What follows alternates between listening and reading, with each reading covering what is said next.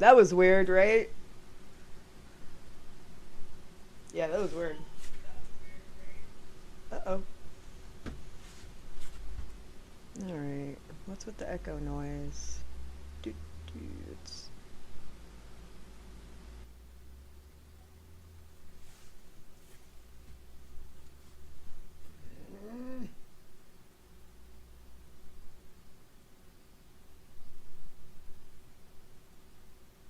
Okay, hopefully that's fixed now. That was weird.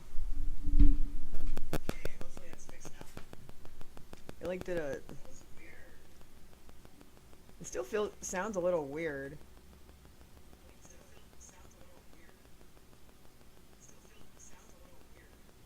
Hmm. Do do do do. No, let me just like shut everything off that's not my microphone real quick. Also, why is there? That is weird. There's like 500 microphones on here, but like, why would there be, right? I just need to go through this and like completely clean up everything.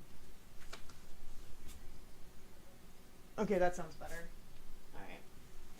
And you're gonna hear a little bit of the because my I need to get my computer.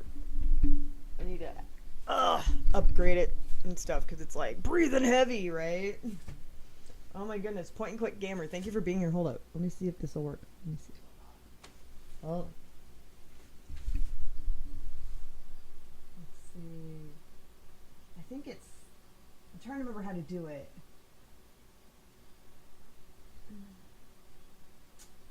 Hold on. Is it? Hold on. And then at. Hey, Kara, what's up? It's hot out there, silly. Is that the right way to do it? Shoot. Ah, shoot.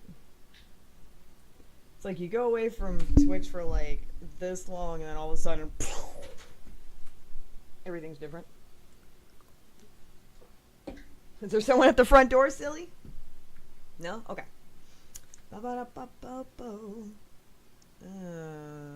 Okay. Nope. Alright, let's try again.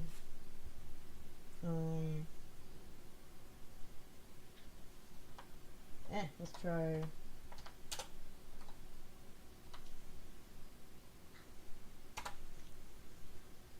Unrecognized command. Dang it! You came back to Twitch 3 months ago? Shoot, not me. I mean, I keep trying to, but it's like, ugh. I really need to because I miss y'all, and apparently some of y'all miss me too, which is nice. So thank you. I came back. Yeah, well, and I'm here to support. Thank you for supporting me. I appreciate it. Hold it. Do you know what the command is on here for shout outs? I forgot, like, that Twitch has the shout out thingy now. Oh, you know what? I wonder if it's because I'm on here and not on. I bet it only works in the Twitch window, which is pretty annoying. Hold up. Da-da-ba-ba-da-ba. Oh no! Probably. Hold up.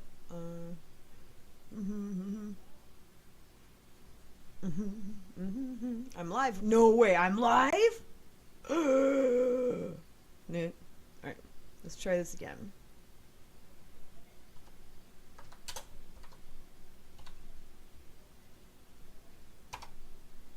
Unrecognized command. Oh boy.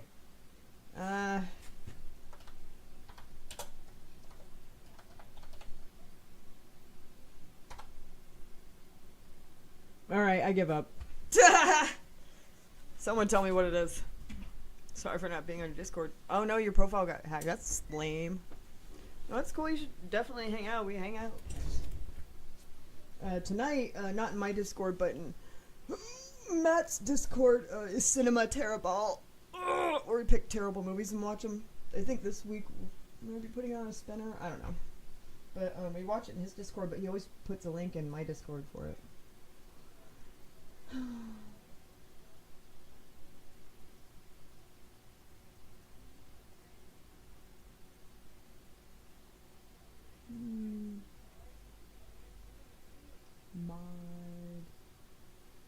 Mod. No, I'm not trying to time out. Dang it. I'm trying to shout you out, dude. How annoying is this? Do. Oh, sorry. If you can figure it out, let me know. Hey, Tech Force! Do you remember what the heck the code is to shout people out on this thing? Because I don't think it's exclamation point. I keep trying to do it with different commands and I can't remember. Because it's new. I'm gonna cry.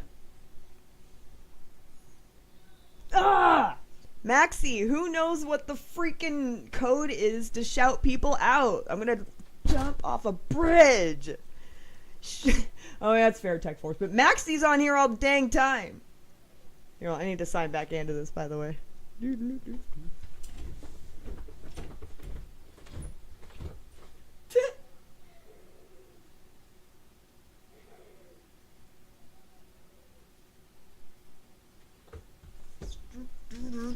There we go. This is what I'm working on. Ah! All right. Last night we went to a comedy club for the first time. Robin Tran. Hey, if you want to put a link to their YouTube, because I'm sure that Robin has like a YouTube, please go ahead. Doo-doo-doo-doo. What's happening? I haven't been on Twitch in forever, so Twitch is default. Oh, but I have to type the whole word shout out? That's so... Twitch! That's not good programming.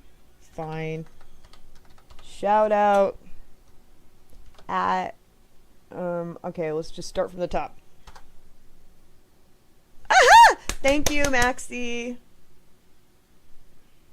Oh, I know. I usually have the SO thingy, but I don't have that set up again right now. And I did notice that they, like, added this into Twitch, which, I mean, come on. It took forever for them to do that, right? Okay. Okay. Shout out at point click. Okay. So, oh yeah, and Tech Force. Were you gonna send me something to record? Let me know. Oh, this is Robin Tran. Sweet. Thank you. Yeah, it's borking. Bork, bork, bork. Borkity, bork, bork, bork. What? Oh my god. You have to wait 1 whole minute before doing another shout out? Word? What? Ah. You have to wait 1 minute and 28 seconds before giving another shout out. It's my stream. Right? Doo -doo. Just putting tracks together now, but we'll definitely keep you in the loop. No, definitely. And I'm not like, oh, please put me on your thing. I'm just like, you know, remind me because I'm forgetful. And I don't want to be forgetful. So while we're here, here's my newest painting. It's tiny. It's a little tribute to Hellraiser. Just because I was like, we were having a painting party at my house, just impromptu with a couple of friends of mine from Sketch Dojo. And I started us off with these, and then I had bigger canvases if they wanted to mess with them. But yeah. Just my little... Look how tiny it is! So tiny. Oh, it's 4x4. Yeah, Kara, you're so silly. Kara's in there chuckling it up. Let's see. So that was my newest ones. I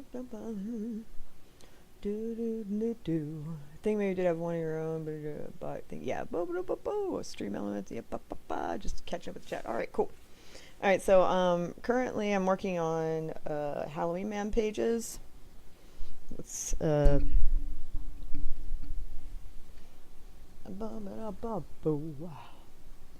we go. Alright. So this one looks like I have, yeah, this is a good example of what a color flat looks like. Because I know that when most people think, oh, I'm coloring comics, that this is it, right? But that's not it. And this isn't, is this is one of the, not the easiest part, because I mean, it's time consuming, but it is the easiest part. Because all you have to do is know what colors or pick the right colors. And then you just simply color in everything. Here, I'll show you. Alright, so here it is without the lines, right? And see how everything connects to another color? That really helps, and it keeps from having like white spaces and mess ups and blah, bleeding through and whatnot. Alright, and so now what I can do is I can grab each one of these separately with my select, and then say like I just want to work on the jackets. Be like, alright, let's just do that. Oh, you also have to be on the right layer. But anyways, so this is the first, what do you call it, step when it comes to coloring. And normally a professional colorist like me, I would actually hire a flatter. That is what this is called, a flatter. Someone who does the color flats. A flatter. That sounds so weird. A flatter. Flatter. Showing comics. Yeah, you're getting a preview. So anyone miss me? I do miss y'all. Of course, I said I miss you, dork. Oh, you know what? Let me put the Discord link in. Give me just a doodly doop. A scoodly bop. Stibidibidippo. And tonight it's Cinema Terrible, not in my Discord, but in Matt's Discord. And he always puts a link in my Discord, so check it out, because we pick a theme, and then we pick terrible movies, and sometimes we put it on a spinner and then see what happens. You know, it's fun for the whole family. Hold on. Yeah, this is HalloweenMan. If you're not a fan, you should be, because it's like the 25th year for HalloweenMan, and this is one of the longest running indie comics that doesn't always use a major distributor. My friend Drew Edwards is the creator and writer, and I worked for him off and on over the years, but this last year or so I've been helping him a lot more, because sometimes people you think they're going to be reliable, and then they're not. And so I'm like, well, I'm your friend. Just tell me what you need. I can do everything. Me and Terry, the interesting thing about Terry and I and some other people like that is that we can do everything when it comes to the comic. Carrie Gamble, he's one of the people that, one of our mentors who taught us. He was the person who drew a lot of the Superman comics in the 80s. He taught us, that you need to be able to do the whole thing. He's like, unless you want to specialize in something like just being an inker or something like that. But he's like, y'all are good enough to do the whole thing. And what he means is we can come up with the idea, we can mostly write the story, we can do the layouts, we can do the inking, flats, color, special effects, texturing, we can do the editing, the lettering, we can do everything from beginning to end. And because we learned all that, whenever someone else needs help who doesn't know all that, or they they specialize in an area like Drew Edwards, he specializes in writing. Do you know what I mean? So he's going to be a better writer than me, because I can write my own stuff, but he would obviously write it better because he's a writer. Do you know what I mean? Like he goes full into that. But for me, I'm like an artist, but also not jack of all trades, but kind of when it comes to the full like publishing and comic area. So that way, like, again, so some of my friends who maybe specialize in one area, they're like, hey, I know that you can do this and this, and these 3 people dropped out that can only do lettering, or this person can only do the editing or whatever. Can you, I know you can do all 3 of these. Can you help me out here? Do you know what I mean? And that's what we do in indie comics, y'all. We help each other out. And we pay each other, but also sometimes, like when times is rough, like COVID and whatnot, we'll do things like we'll trade. Be like, all right, tell you what, for an example, be like, hey, Drew Edwards of HalloweenMan, how about you write me a short like a one-shot story, and then I'll color this part thing for you, and then Terry will do a cover. Okay, trade, you know what I mean? Because that's an equal trade for this amount of money and whatnot. But I mean, don't go in trying to get that from everybody. It's just that we're all been friends for like decades. Anyway, so this is an example of a fully color flatted page. This is not a done page. And I feel like you guys, hopefully you guys, everybody in here is kind of a connoisseur when it comes to like nerdery. You know what I mean? Even you, Tech Force, I know you haven't read a lot of comics, but you know a lot about the art, especially when it comes to like anime and stuff like that. And I mean, at least you've read Transformer comics and some manga, I think. Anyways, tinkering with intro logos. Oh, for my YouTube, you don't have to do all that. I mean, I appreciate it. I mean, I don't need logos. I mean, the only thing I would need is just for someone to take our logo and our other stuff and animate it, if that makes sense. Ugh. Just because I haven't had the time. Anyways, but yeah, tell me more. I didn't know you did all that. I mean, that's a lot, and we need to do trading. Oh, a lot in my ears. Yeah, red. Okay. All right. See, I wasn't sure. I didn't want to like automatically like assign you like comic nerddom just because like, hey, we're all nerds here. You know what I mean? All right, that's cool. See, I knew you at least read manga, which totally makes sense. But a lot. Okay, cool. So then you can everybody here is a connoisseur of some sort, or a collector, and I know what you meant. We all know what you meant. We're not gonna be jerks here. You know, oh, I mistyped a word. Go to hell. You know what I mean? Like, we're not doing that here. But okay, so this is an example, but you can tell this is not a finished comic, right? I'll show you the difference between this and a finished one. Let's see. One that had some fun coloring. This was fun to color. Oh, no, wait. I turned that one thing off. Hold on. Let me get to one that's like actually... Sometimes I have to turn some of the layers off to send different things to different people to help them with different things. Let's just put it that way. Let's just do this one. This one's actually pretty fun. All right, and so you can tell that this one is a finished page. It's shaded, you know what I mean?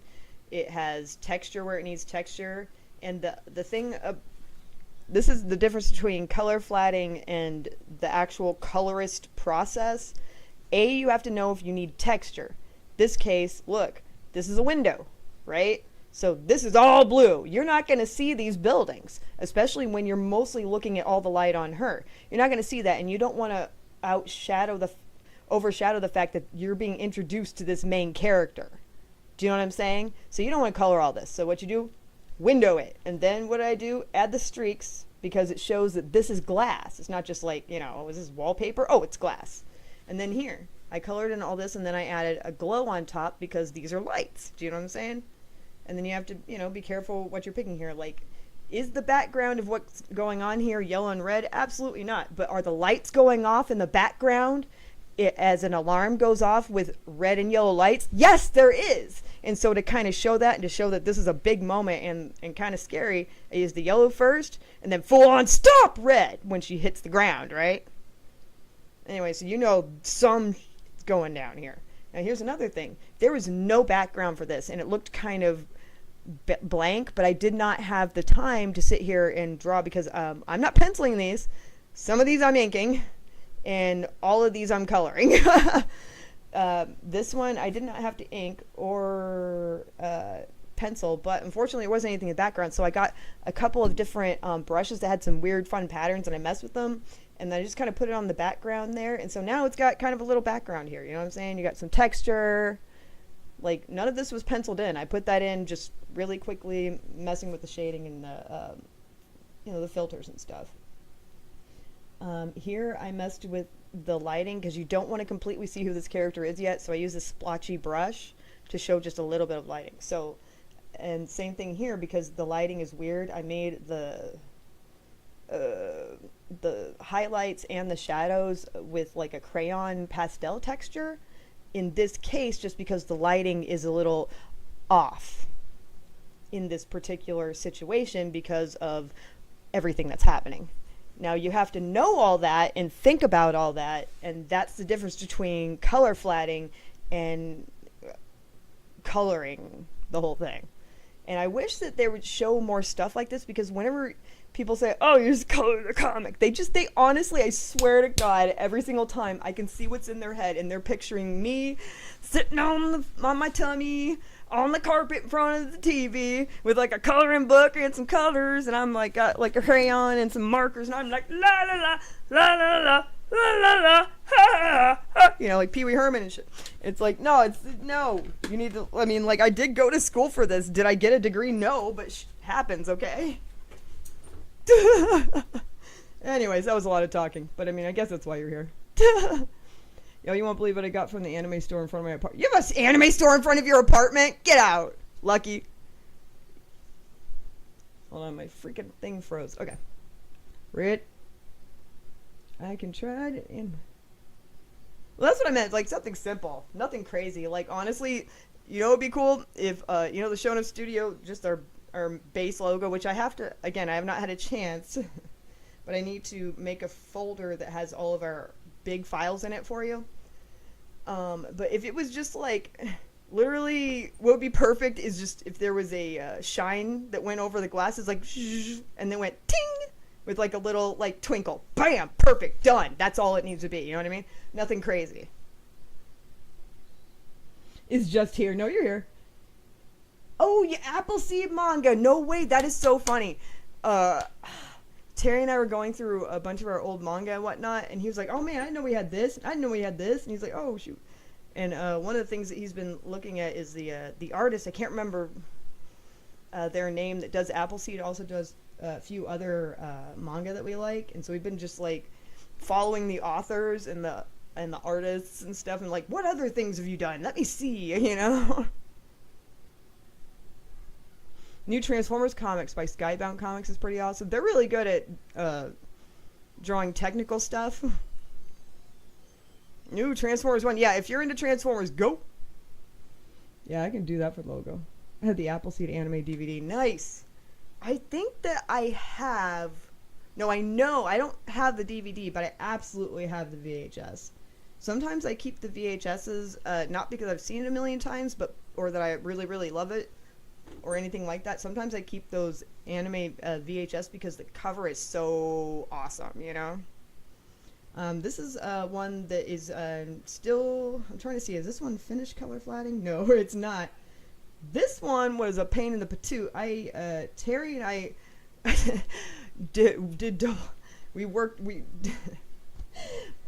we combined forces. This sounded wrong. We combined forces on this one, okay? Because he was trying to help me like get this done a bit quicker, and so we had like I think it was like 3 days where he could actually help me out. So he was like, "Look, you toss these to me, and I will ink the characters. You ink the backgrounds," because he hates inking backgrounds. He doesn't like drawing backgrounds. He doesn't like inking backgrounds, which is funny because like I love creating characters and stuff, but I also like creating backgrounds. So it doesn't bother me. See, again, you know, Jack Sprat will eat no fat. His wife will eat no lean. But between both of them, they lick their platters clean. I know, you know, kind of like that. You know what I'm saying? We help each other out. Anyways, but so he inked the characters, which I'm actually kind of glad he did because this is so beautiful. And by beautiful, I mean disgusting. Look at this mutated, creepy... Bleh. And this is coming out in October. Basically, as soon as I'm done inking and coloring this is when it goes out. Me and the creator are going to be going over the script page by page tonight to make sure that we have everything in order. And then I've been writing down, like, the progress on everything. I'm like, you guys, this is comics, okay? Right here, this is comics. Y'all think, oh, doodly-doo, she's making comics. No, this is comics, yo. Okay, here's me. All right, we got here. To do, ink, and then these pages need to be inked.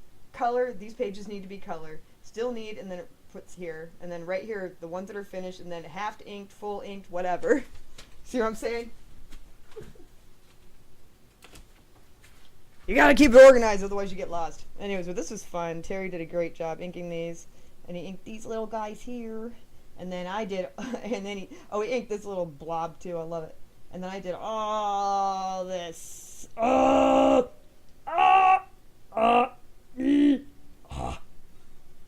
at all that. It's so that. Anyways, I mean, look at all these little machines. Can you even see all these slow machines? I was like, why did you put so much detail? But you know, that's what makes it a good comic when you want. So, yeah, I drew all that. And it doesn't look like a lot until you zoom out. And then you zoom out and you're like, oh, that's literally a whole room full of electronics, including having to draw the floor. Whoop. Hey, Cookie Mandy, holy crap! I heard Bruce Leroy talking smack, said he was the master. That ninja says he can catch bullets with his teeth? Ninja, please.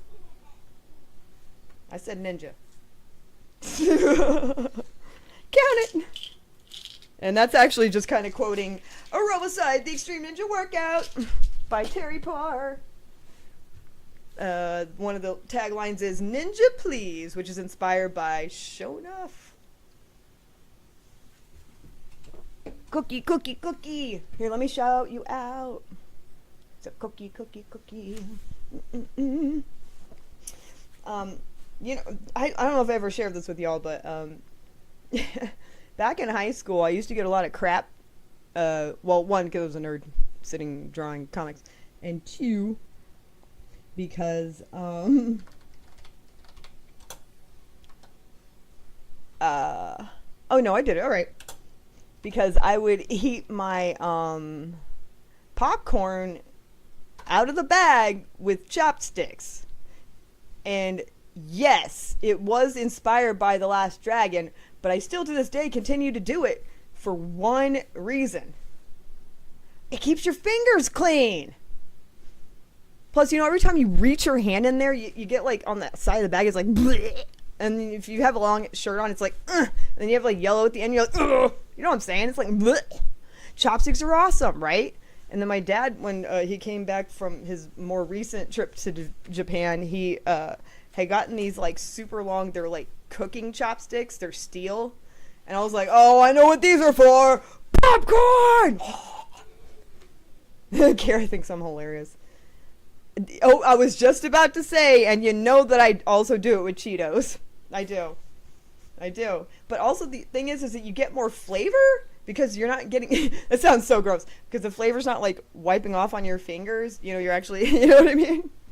That's so gross, but it's true. Mm-hmm.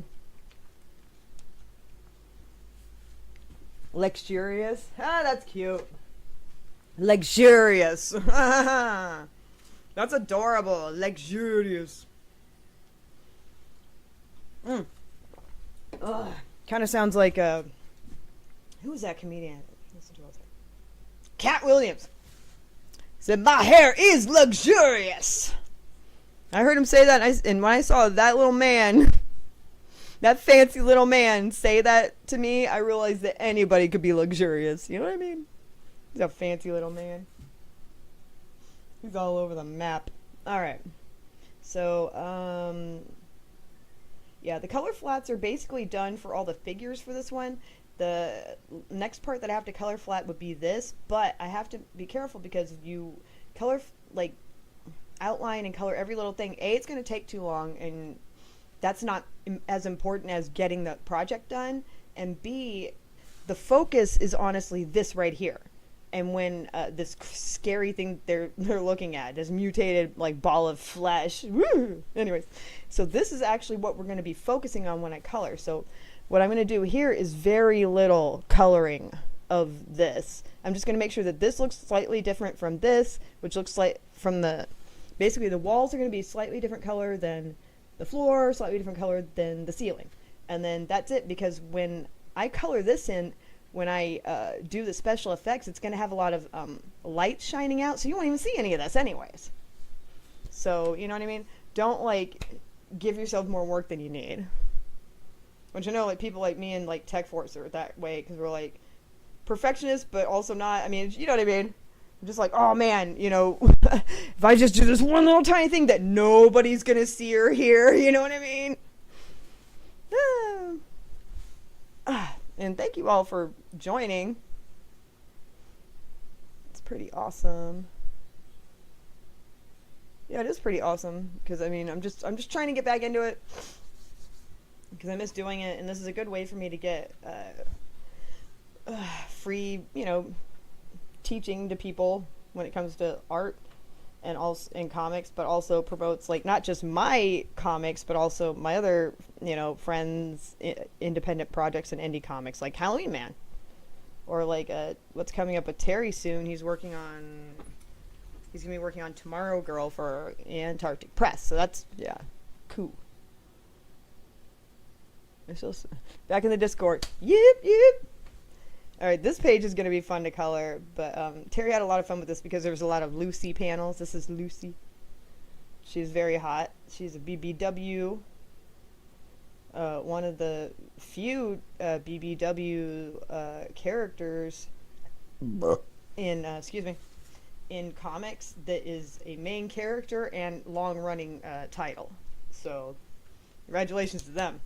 But, I mean, he didn't just do it to be, because this has been around for 25 years, so he never really did that to be, like, what do you call it, like, some people say woke or not woke, I don't know, it's like you say woke, it could be good or bad in any day, nowadays, whatever, but he did it because he loves BBW.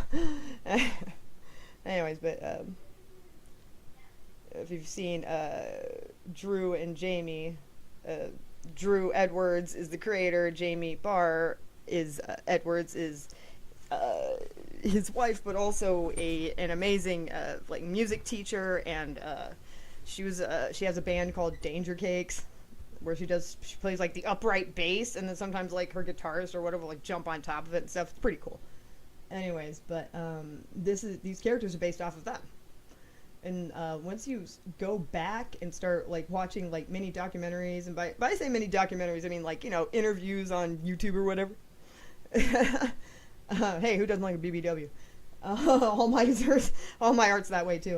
Anyways, you come to find out that a lot of people, the reason why their comics or movies or TV shows or whatever it is they're creating, the reason why it worked out so well for them is because they did base it on something in their reality. I mean, even if it was like a sci-fi, opera or something, if you base it in some sort of reality, like a memory of like you and your friends from one summer, then it's gonna work because there's some bit of reality to it. So that's why like HalloweenMan works, because this is based off of them, and this is honestly just them. Because, they're basically counterculture, Halloween, all year round, kind of people. It's kind of like me and Terry, so. But they're also rockabilly. Unlike me and Terry. I guess me and Terry would be punk nerd. I don't know what we are. Old. Because you can't say goth anymore. Because that's nerdy. It's not cool to be goth. Whatever. Anyway, speaking of that, look at my weird witchy shirt. It has jars full of body parts. This is the best shirt I ever bought. Anyways. Alright, so let's see. Alright, so this would be an example of a color flat that's not done, where the figures and everything are not quite done. The way that I like to do things is I usually get, nobody else that I know of in the history of comics does this, but this is how I do it. I usually get 3 to 4 pages at once, depending on how many pages are in a scene, because like some scenes last like 2 pages or whatever. So I get those 3 or 4 pages or whatever, and then I just, in a process, color them all at once. So I'll just be like, backgrounds, all 4, done. You know what I mean? And I'll be like, all right, who's next? And I'll be like, all right, we need this guy right here. Okay, we'll just color in this guy in all 4 pages. You know what I mean? And then that's what you do. Okay, go away. Close. Holy crap, what the nuts? Anyways. So, I just basically do that. And that's why this one doesn't have as much, because it was like the last one on the thing. Let's see. Because I'm still coloring in HalloweenMan, so that means that, bam, I need to color in HalloweenMan here, but I kind of cheated, because I was like, I want to color the pretty girl first, What do you want? Let's see. Oh my goodness. If I should probably, like, share their, like, website, right? Hold on. Do do do do. Hold on, let's find it. Ba-ba-da-bum-bum-bum. So anyways, what have y'all been up to? I honestly am interested. I know that Tech Force is working on a new album, which I'm happy for you because I know that you took a break for a while, which is totally cool because, you know, sometimes you need to. I mean, I did too. So. Boom.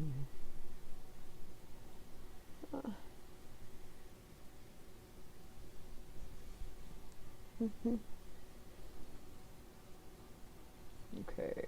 Here it is. Do. Okay.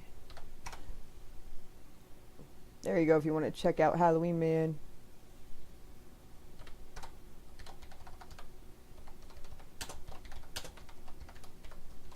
Boink. There we go. Oh, a 6-track? Okay, that's good. That's good. I always thought that the ones that had like a lot of tracks were, it's like more often than not it's like only 6 of them are good anyway, so just stick to 6. And the ones that got like 15 tracks and you're like, I'm not gonna sit through all that. New cosplay of Amuro Ray from Mobile Suit Gundam. Damn! How are you gonna make like, what are you gonna use? Like what's that stuff called? The Warbler? The Warbler? I feel so old. You're gonna use the Warbler? Yeah, knocking one song out and starting on another soon. Yes, that's awesome. You don't have to say, but what's the theme of this album?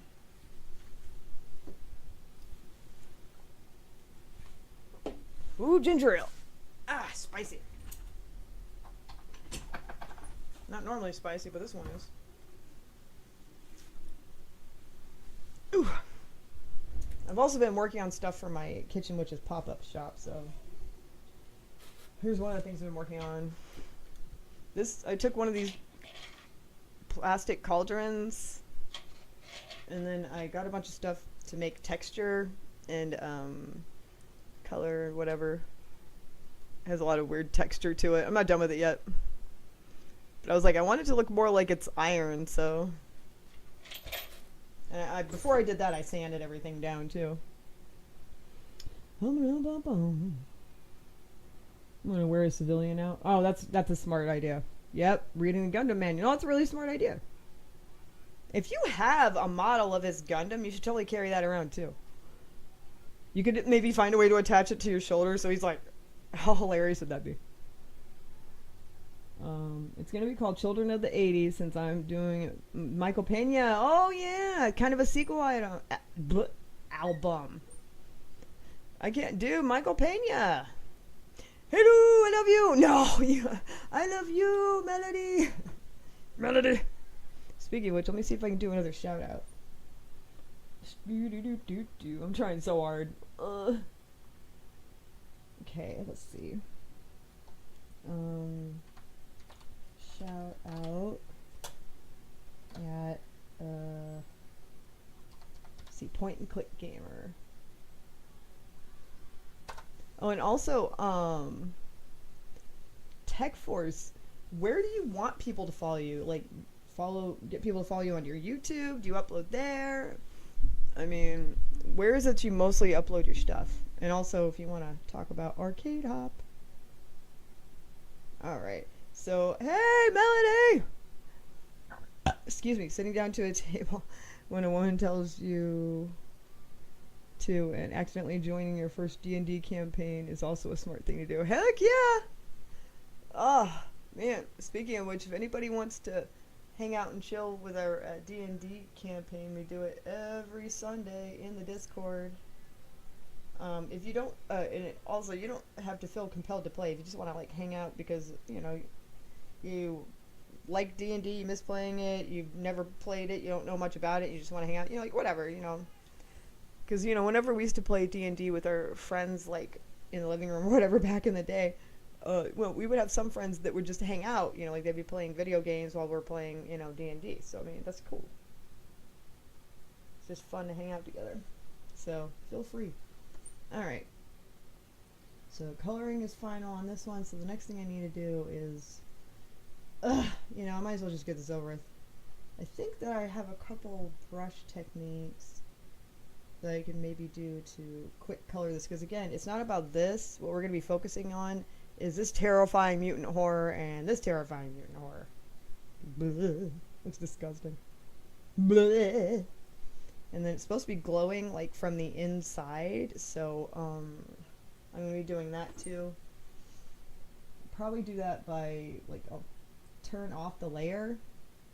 Creepy, I forgot that was green originally. I'll turn off the layer, and then what I'll do is I'll put an orange glow and yellow glow here, and then I'll put this on top of it, so that way it seems like it's coming from out, and then I'll change the opacity. And again,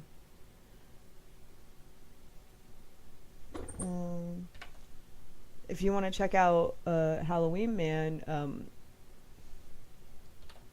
it's right there. And also that cover that you see there with the dinosaur, that is the issue right before mine, which I actually did color some pages in that one too. But anyways, but that cover is done by Matt Frank, as in Matt Frank, who does Godzilla covers.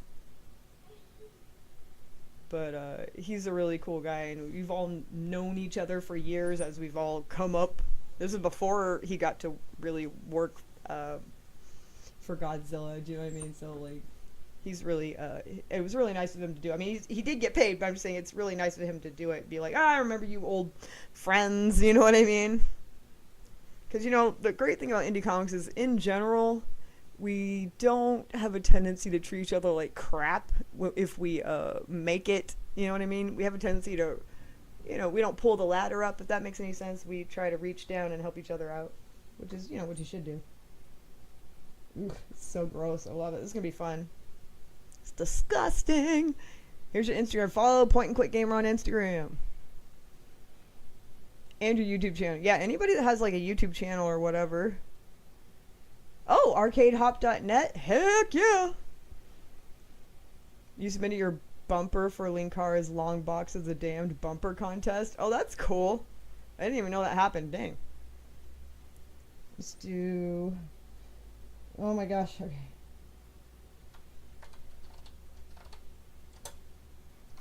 Tech Force. So make sure that I actually shout everybody out.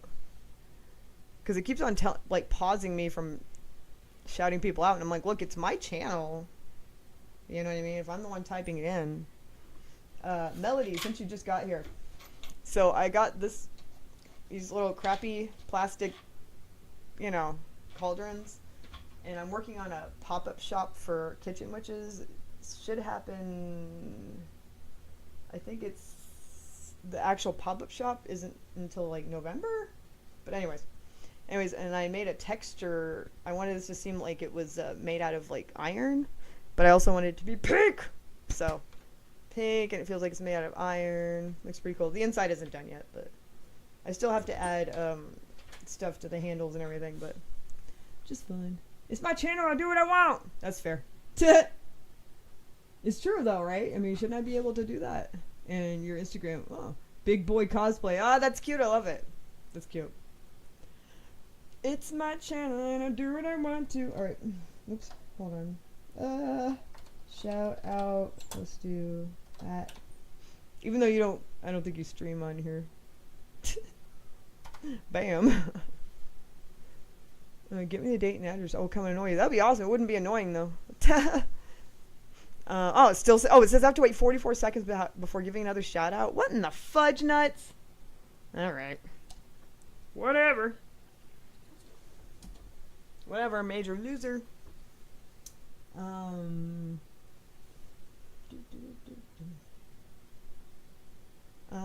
We have Sketch Dojo tomorrow. Anybody who wants to come hang out, we're doing Sketch Dojo at Collected Comics in Keller. 6 to 8 p.m. Although I usually get there around 5, just because, you know, to get there early and set stuff up. If you want to buy a copy of my book from me in person so I can sign it for you or whatever, then I will be there with extra copies of my book and stuff, Kitchen Witches. And if you want to pick up your order from the Kickstarter, then let me know. Hold on.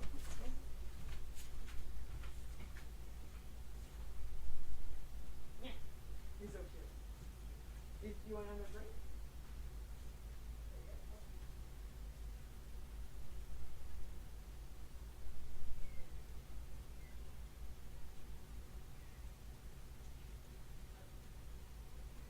Me gusta.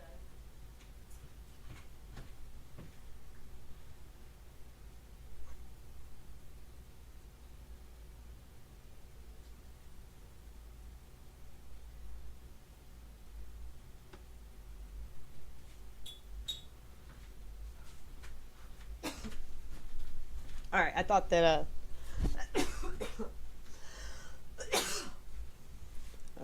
thought that someone was here, but no, it's just someone revving their engine for the frick of it. Frickety frick frick frick. Gonna be at DentonCon this weekend. Actually, we were guests at DentonCon this weekend, but then we realized, we were like, dude, y'all made this the same day as the first day of the Texas State Fair. We can't go. So we actually, I think we gave our table away to, shoot, this one this cosplayer that we work with sometimes. The one that did the most recent Gwen pinup. Shoot, she be squared or something? God, brain fart. I feel so bad right now. Oh my god, I like known her forever, and don't you hate that? Do we need to bring anything to sketch? Absolutely not. We bring everything. I have cases of stuff that I bring, and then we actually play a game with it, which you can opt in or out. You know, you don't have to play the game, but it's basically me, you know, kind of. Yes, I will check that messenger. Thank you. It's kind of like playing, have y'all ever seen, shoot, what is that? Man, I can't remember anything today. I give up.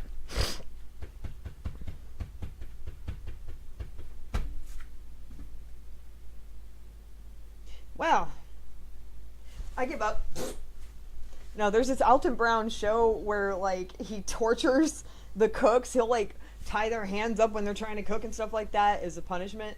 So basically, I do the same thing. It's like, it's called Drawbacks, and it's this game where basically we all have to recreate an iconic artwork, which I've brought, you know, for everybody to recreate in their own style.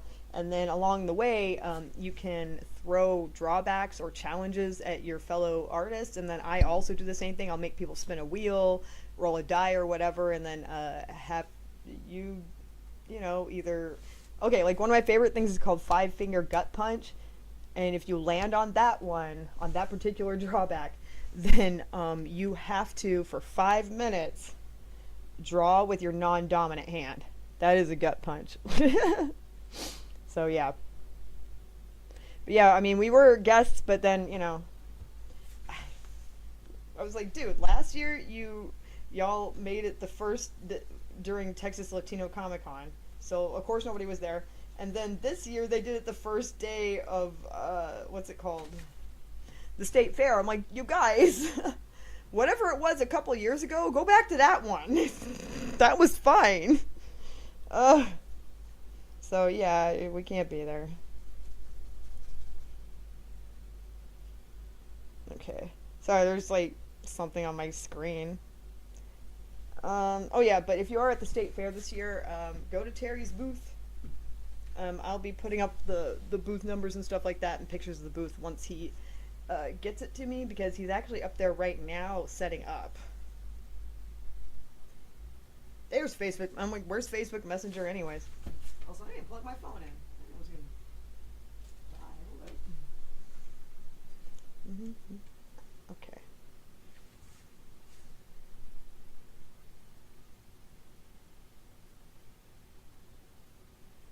Yeah, that's perfect, dude. That's pretty much exactly what I'm talking about. Like, simple, you know? Thank you. Ooh. Okay, put the... Alright. Jeez. Alright, I will be right back. I'm gonna grab, get another tool. Hold on. Be right back. That one.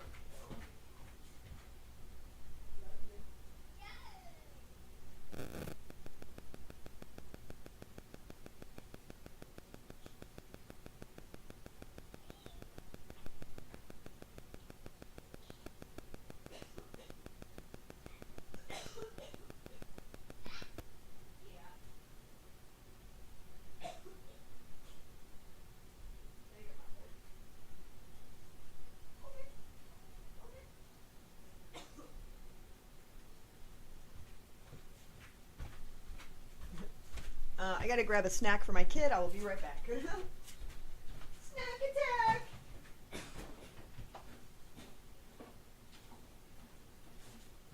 It was a snack attack!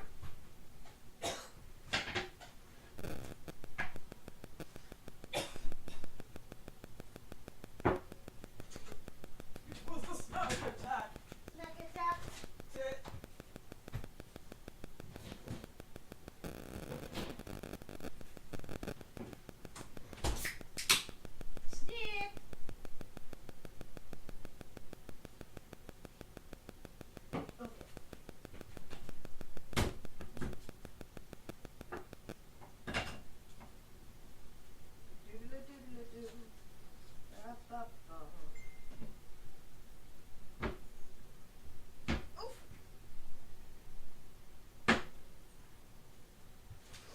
Almost done, Kara. Getting that butter for your popcorn. Putting the butter in your popcorn. 'Cause the popcorn needs butter. Yeah. Buttery popcorn. Oh, buttery popcorn. You like that? Aw, you're sweet. Alright. Now it's time for the chicken sprinkles. Chicken sprinkles. Here we go. Woo! Chicken sprinkles.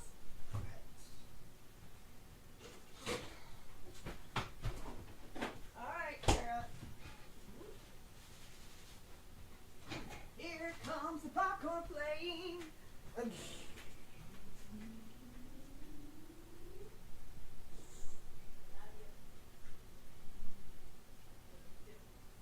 love you too. Ah, you're so sweet.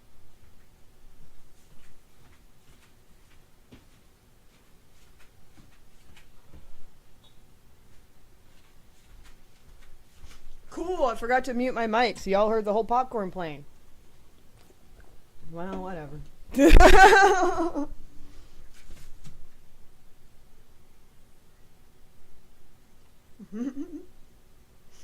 Whatever. I don't know, Carol likes it when I sing or whatever, so I do that with the whatever. Yeah. But yesterday, new DLC characters dropped for Ninja Turtles. Oh. Oh my god, Mona Lisa and Mondo Gecko, those are literally two of my faves. Like, out of the obscure characters. Even though I'm not really into that anymore. Just because I don't have time for everything anymore. You know what I'm saying?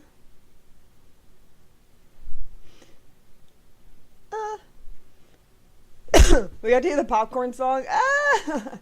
You thank you. Jeez.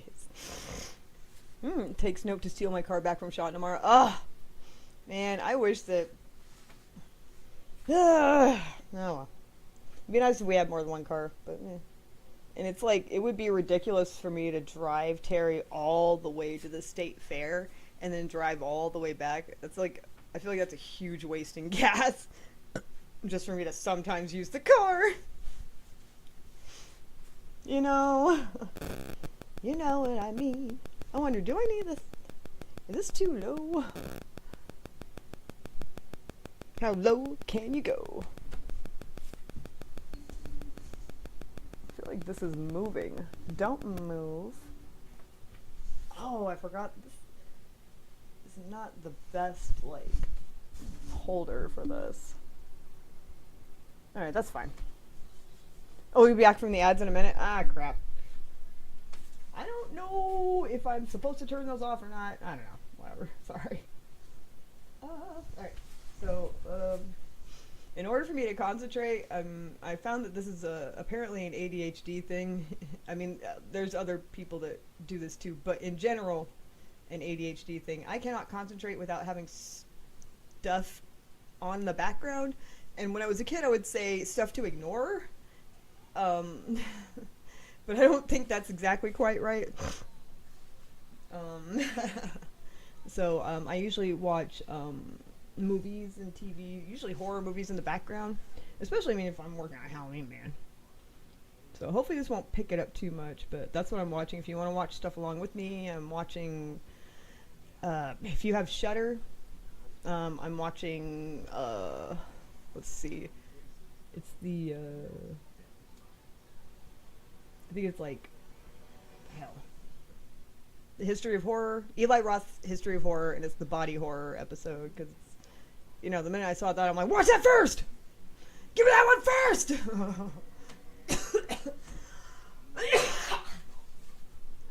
Love the body horror, right? Right, Elvira? Right? Cool. Get the ad since I can't sub. It's a way to still support you. Well, I'm not honestly sure how to turn them on or off, because I still, to this day, can't even figure out how to turn the captions on. Every time it's like, here's your reminder, turn your captions on. I go to the thing and it's like, alright. Just like, alright, well. Not on. Ooh, Jennifer's Body. That was a good one. That's one that I didn't watch until like way later in life. The Audition. I need to see that. Audition is one of those movies, it's like, I want to watch it, but every time I try to go watch it, I can never find it anywhere. Like, what is that? That one, and I think it's A Tale of Two Sisters. I think that one might be Korean, though. And Audition is Japanese. But, haven't been able to see either one of them, simply because I cannot find them anywhere. And even at this point, I've just been looking in, like, on, you know, half-price books or any, you know, DVD plays. I'm like, I'll buy them. I don't care. Dang it, I'm trying to figure out, do I want to... Alright. I still haven't finished watching Jennifer's Body. Oh, okay. I still want you all to watch In Search of Tomorrow with me. In Search of Tomorrow. Oh, I can't nope. Doesn't ring a bell. Ring-a-ding-ding. Ring-ding-dong. What? Ring-a-ding. 2 ringy-dingies. Okay, that was like 3 or 4 references in a row. That's too much. That's when you know you need to stop. Okay. Ouch! Man, I would rather stand up and do this. It hurts my back less.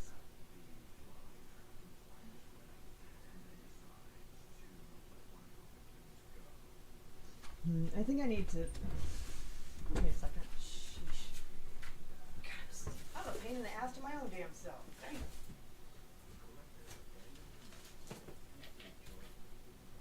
Oh. Going insane. Yeah. I've never heard of this, but it sounds okay, but also it's pretentious and stupid. There's this movie that they're talking about called, let's see.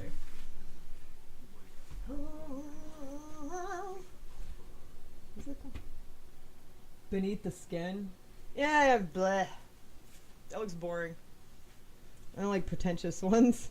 Unless it's like funny pretentious. Then I'm okay with it. This looks like a ball sack. And good night. Okay.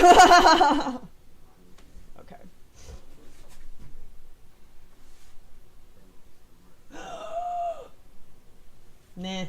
Still not that interesting. I'm like, eh.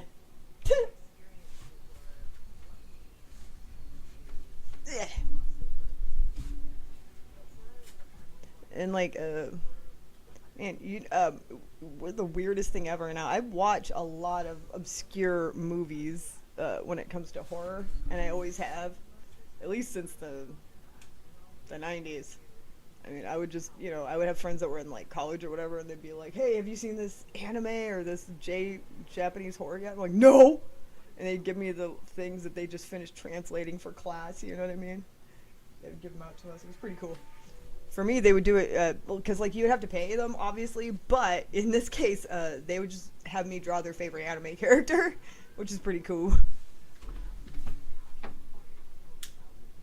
Ah, much better. Oh man, see they're talking about audition again. Dang it! I really want to watch this. Son of a biscuit eater. But again, like I the other day, I literally 2 days ago, I was like, oh, maybe I should try and see if audition's up. Nope, can't find it. The fudge nuts. Bullshit. It's so annoying. Yeah. All right.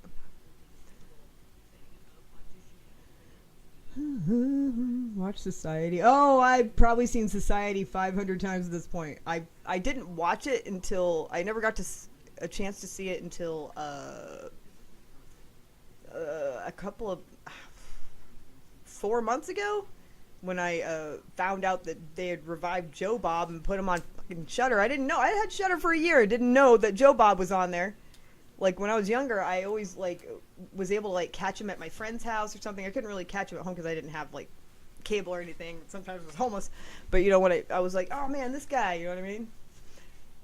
But then like, so Joe Bob has a show on Shudder, and they happen to do an episode with Society. It was like great because I can never find that one to rent. You know what I mean? And so there's a bunch of movies that I finally got to see for the first time because of Joe Bob on Shudder, because it was like before that I couldn't find him anywhere to rent. It's like so annoying. It's like, look, I'll even rent it. Can I see it? Shit. You know? You haven't finished watching Jennifer's Body? That one's pretty gross. I like it. It's not that, well, it's a little gross. I guess it depends on your amount of grossness. But Society's probably one of the most brilliant special effects. I think it's done by Screaming Mad Mike. He was originally from Japan and then moved over here to Hollywood, to do special effects for movies. And if it's like way over the top, crazy, or cartoonish horror, especially body horror, then it's probably him. And Society probably has the most, like, the best. I mean, I've just seen it about 1,000,000 times. It's so great. It's one of my favorite movies. I don't usually say that because people are like, what? What? Gross, And I get it. That's gross. But it's great.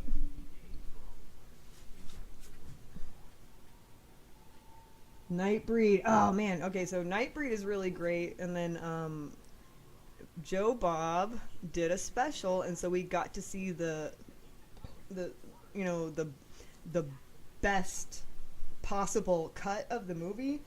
And Terry was like, oh, you're watching Nightbreed? And I was like, no. I was like, you don't understand. I rewound the Joe Bob thing. And he was like, oh, so this is like supposed to be. I was like, well, this will be great because I've never seen the original Nightbreed. Like, you have. So this will be a perfect time to see, like, if this is good or not. And we both loved it. Terry was like, wow, if I had seen this in the theater, I wouldn't have asked for my money back. Speaking of Nightbreed. Where'd it go?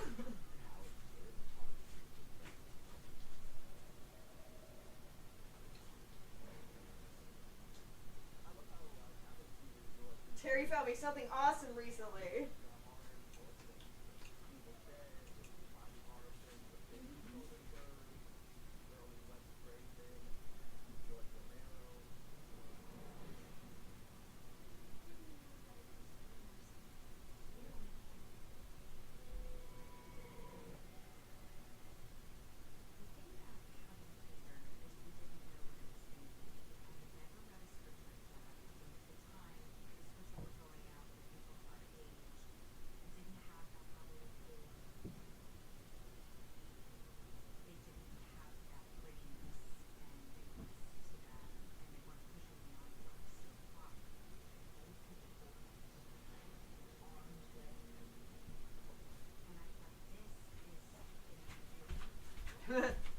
found my Hellraisers, but I couldn't find the Nightbreed one. But Terry recently found an original Nightbreed comic or whatever from back in the day.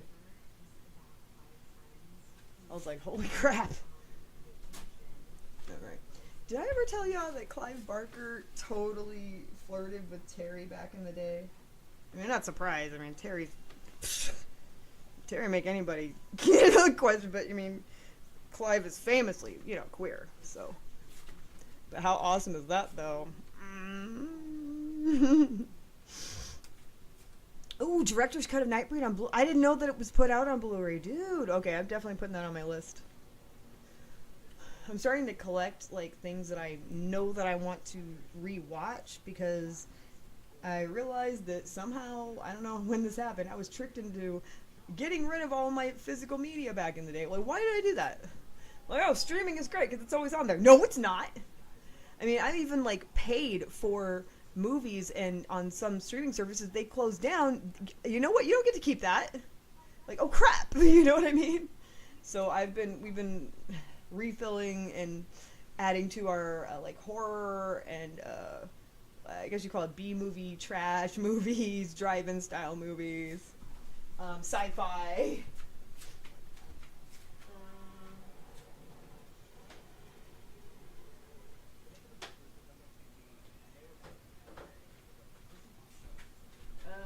Here's just a few from recently. We got, let's see, Hef's Halloween Spooktacular. I mean, duh. This is one of my favorites of all time. I've seen it about 1,000,000 times. It's the original from the 90s. So, this one I have grown to love and have been using it as inspiration for art and whatnot. I didn't like it the first time I saw it. Speaking of Jennifer's Body, that's why I was kind of laughing. Unrated, though. I love these horror collections. You never know what's going to be in them. But this one, wow. It's got waxwork. And remember, some of these I've never heard of, like 976 Evil 2, whatever. Ghoulies 3, what? The Unholy, Chud 2, Bud the Chud. Bud the Chud. I mean, come on. Shopping Mall. Slaughter High. What a great cover.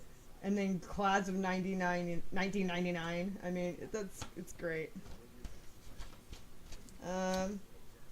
Another one of my favorite. This is also for special effects and monsters. This is one of my favorites from when I was a kid. Clash of the Titans. Heyo, how are you, Mocap? 976 Evil is awesome. Oh, is it? I've never heard of it. That'll be fun. This is okay, so these are Christopher Lee, Peter Cushing, Telly Savalas, and Klaus Kinski. Oh yeah, Klaus Kinski. The Satanic Rites of Dracula, Horror Express, and Jack the Ripper. All of which I've never seen. So that'll be fun. And we also like picking up stuff like this, like The Monster That Challenged the World. I have no idea, but you know what? It looks like an arcade game from the 80s, right? Let's go. During Pride Month in June, your stepson was a Pride Parade? Oh, cool. That's awesome. Good, and you? Good. Just going through some of my horror movies that we got here while I'm coloring horror comics, HalloweenMan. Okay, this one I had to get because A, I couldn't find Phenomena anywhere to watch, and B, because Tenebrae is one of my new favorite movies. I absolutely adore it, and it's really hard to find sometimes. But this was a double feature Terry luckily found somewhere. Dario Argento double feature with Phenomena, starring, as we all know, one of my big crushes, Jennifer Connelly.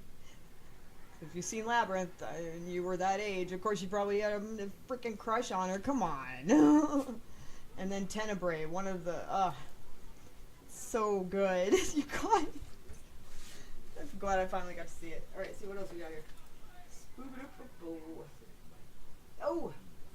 The Slasher Collection. 5 films on 2 DVDs. We got Cat of Nine Tails, Deep Red. Now, this is why Terry got it for me, is because it has Deep Red on it. Which is my favorite, like, I know this one and Tenebrae are my favorites so far of Dario Argento. Cat of Nine Tails, Dis 2's Craze, Murder Mansion, and Scream Bloody Murder. But it's worth it just for the deep red. Let's see. Ooh. And oh man, another one of my new favorites, The Changeling. This one I actually got a little scared at night one of the times and this was like the 5th time I've watched it, and just something creeped me out that particular night, and I was like, nope, and I just turned it off. I was like, gonna watch something else. But I'm Wanda Sykes, I'm scared. Anyways, but this is yeah, this will fuck you up, man. And I think it's just it's because of George C. Scott's performance. Honestly, I think that any other person in this role wouldn't have been. I don't know. It's just he's just a really, really good actor. Very sad, very scary. Oh, and this one, great. 4 film favorite Draculas. Horror of Dracula. Dracula has risen from the grave with Christopher Lee. Taste the blood of Dracula, Christopher Lee. And Dracula AD 1972, Christopher Lee. I guess they're all, what are they all Christopher Lee? Yeah, okay, they're all Christopher Lee. Whee! I love it. Anyways, so those will be fun. 976 Evil is starring Stephen Jeffries. Stephen Jeffries played Evil on the original Fright Night movie. Oh! I love that. Anyways, that's some of our more recent gets, or whatever.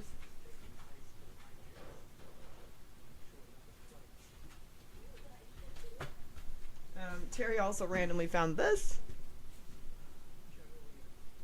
And I did find a way to put it in the stream, but it sounds weird, but I don't have enough ports on my computer to be able to add the thing that I need to be able to make this work on here. Like, if I didn't need one of my cameras, but I'm going to try to make this work for October so that she can, like, pop up around here and scare the crap out of y'all. And me, too, probably.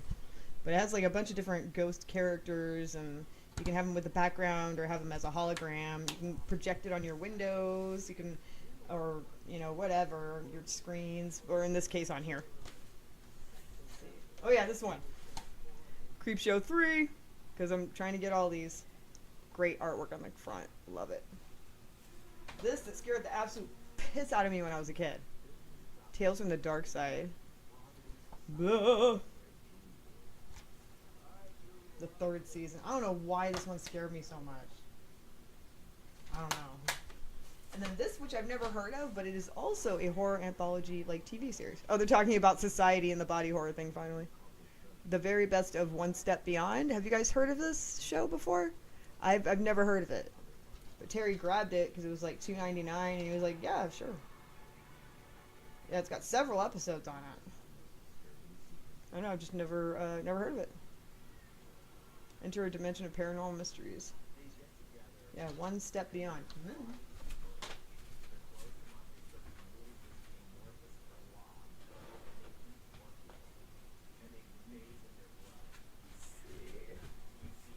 Oh, you need another drink?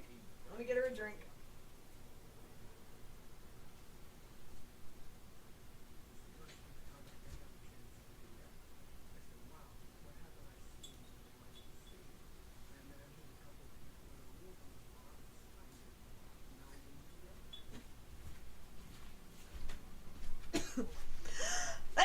Terry just found this the other day. I almost cried. The Stuart Gordon box set. It's got The Pit and the Pendulum, Castle Freak, Deathbed, and a bonus disc, which I don't know what that means. Bless you. Thank you. Hey, Lupin, what's up? Anyway, so this was unbelievable that he found this. Stuart Gordon just passed away a couple of years ago, I guess 2020. But, yeah, so this is, Stuart Gordon's pretty famous for his drive-in style movies that pretty much almost all of them are interpretations of an H.P. Lovecraft story.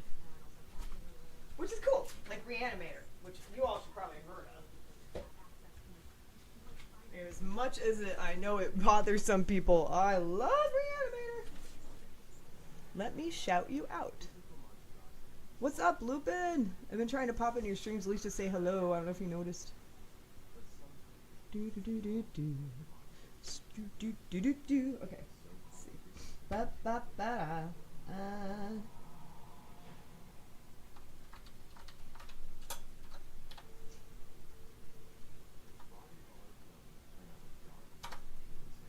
Yes!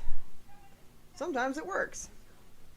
Sometimes it times me out, which is weird because it's my frickin' whatever.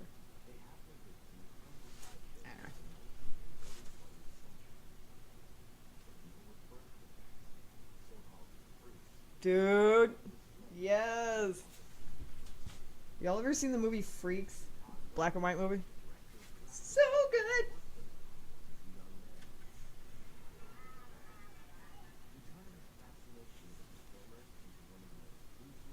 Man, I have to say, Freaks, I mean, I've been watching that since I was a kid. It has to absolutely be one of my most favorite movies. Not horror movies, just movies. I don't know, man. It's great. Sorry, it's funny. What, you know, you can add other streamers and do a squad stream? What is a squad stream? What does that mean? That sounds dirty. I did notice it's been a rough one to stream. Yeah, I know, I feel you. I'm sorry. I found an unopened copy of original Johnny Quest cartoon. Wee! I love Johnny Quest. That's actually one of the other things that I watch a lot when I'm like coloring comics and stuff. Alright. Let's see. Excuse me. Let's see. I guess I'll use that one. Where's that thing? There's a particular brush that I've been using to make, I don't know, all of this computer background look more like it has, like, you know, digital stuff going on. I'm trying to find it though. Artistic? No, it wouldn't be that. Oh, no, no. Oh my god. Oof. That's alright. No. Nope. Ah, there is Stickman. I don't know why. Stickman, okay, let's see what color we got here. Purple, let's go, let's pick,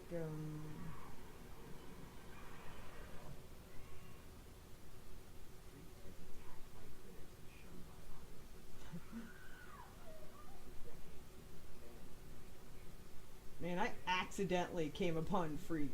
I was at a garage sale and it was for like a quarter the VHS. It was this black and white VHS. It says Freaks. And I was just like, what in the heck? And then years later, I became obsessed with another movie called Freaked, which is a joke version of that movie made by Alex Winter, which you guys should know from Lost Boys, but also Bill and Ted, and he like made that movie. It's hilarious. Oh my god, they're doing it. They're talking about the Elephant Man, you guys. That is so body horror.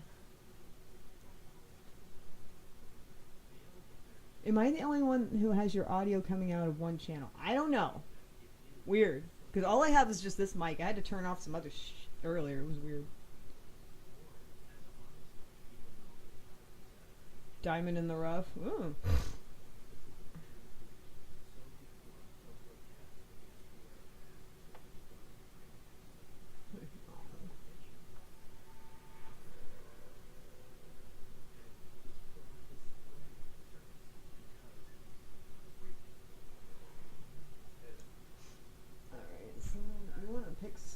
Maybe, I don't know, let's go with this and see how it goes. Alright.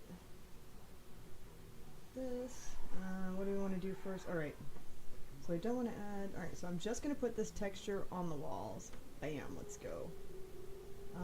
Normally I would maybe do a full selection, but I think I might just erase some of it. It might be easier, but here's a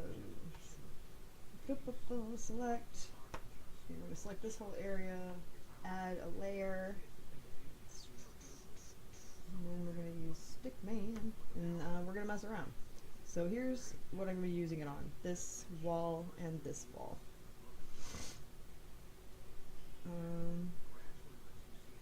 Up to here, and then this is the ceiling. Alright, cool. Let's see. Let's start really big first. Big. I'm a human being!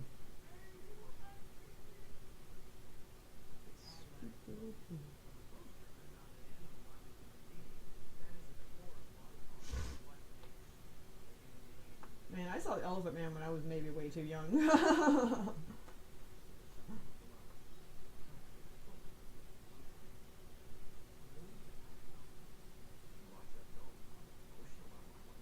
Oh my god, that is not for real. Shut up. Shut up. Oh my god. Okay, so they're interviewing people about it.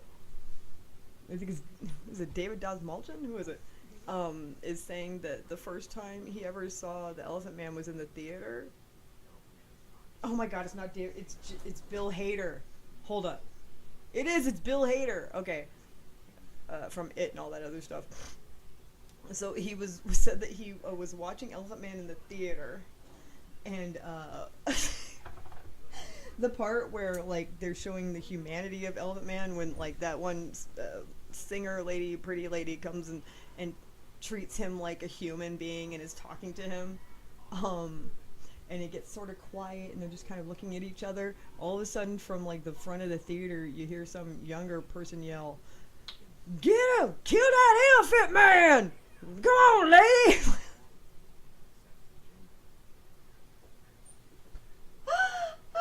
Completely missing the point of the scene.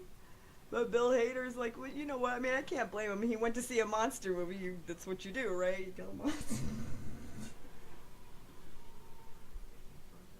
That's so horrible. Oh my god, I'm gonna pee my pants. And here's something, a lot of people don't put this in there, which ticks me off, but they did put Hellraiser in with body horror. I know that, because there's a lot of people that, I knew Eli Roth wouldn't do it, but there's a lot of people that don't even like talking about Hellraiser because it's naughty. You know what I mean? And Danielle found a Laserdisc copy of Tenchi Muyo the movie. Heck yeah, I have that one too, dude! Elephant Man was definitely body horror, absolutely. But you know what? It was also psychological horror. Alright. So, that's the end of that episode. Again, we're on Shutters. If you guys want to watch a movie together, do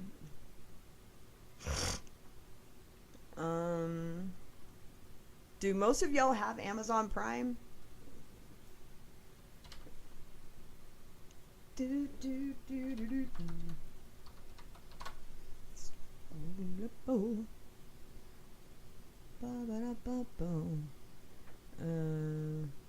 Elephant Man was definitely body horror. Oh, absolutely.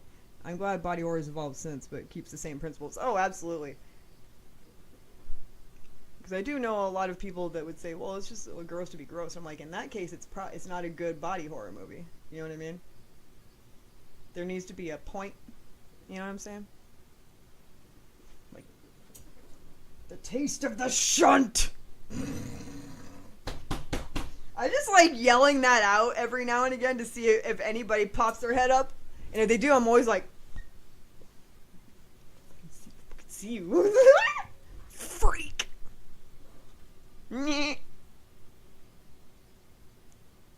Because of villainy. Yeah, totally.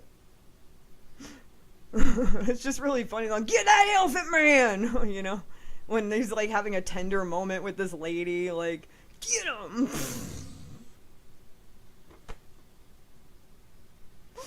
But that guy was there to see the Elephant Man, just like he went to see the Wolf Man. Like, I get it!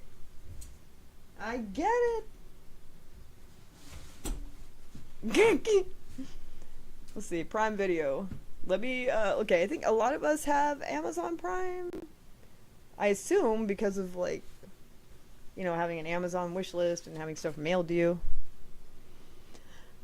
So let me pick a movie off of there that's horror. It has to be horror, man. Prime Video. Stupid up. Then when I want to watch Dora the Explorer, oh, man, when it gets my kids stuff on here too. Oh my god, we got Joe Bob's Last Drive-In, In Search of Darkness 3, and then Dora the Explorer. Like, you can tell we have a shared account with the kid. About to switch to candlelight if these electric bills don't calm down. Oh yeah, really? Man, if we could just vote that person out of office. They put the gate on here. Okay, now that movie's not scary. It's like a kid's horror movie. And the fun thing is that the first time I ever watched this, I think I was like 11 or 12. Let's see. Please tell me it's... Oh, yes, it can... All right. So... Oh, leaves Prime in 4 days. I'll watch it now. This is one of those movies that I cannot find on VHS or DVD or anything. It's one of my favorites since I was a kid. It has a lot of... I mean, it's honestly... It's definitely like Goonies level of horror, so it's not that scary. I mean, like, if unless you're a little kid. Do you know what I mean? I almost convinced my mom, but no. Devastated. No! No, I happened to catch it. I think it was on when I was probably, like, I would generally spend my summers at my grandma's, and she had cable. And so, you know, they have, like, Superstation or whatever. I think it was on there, like, 24/7 one of the years. Okay.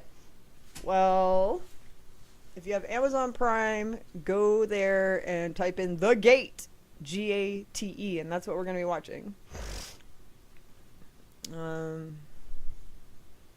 mean, I guess I could stream it on my Discord. I don't know if it'll work. I can try. Because last time my computer was like, that's too much.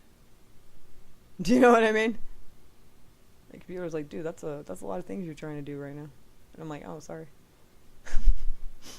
Like, excuse me. Oh yeah, please feel free to message me. Melody. I'm editing my new unboxing video for my player channel today. Oh, cool. Oh, it's not safe for work special edition. Heck yeah.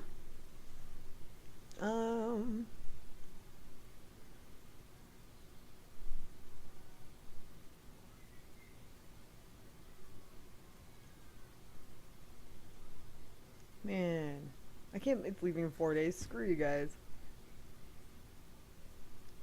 I mean, maybe I'll let me... Okay, I can try.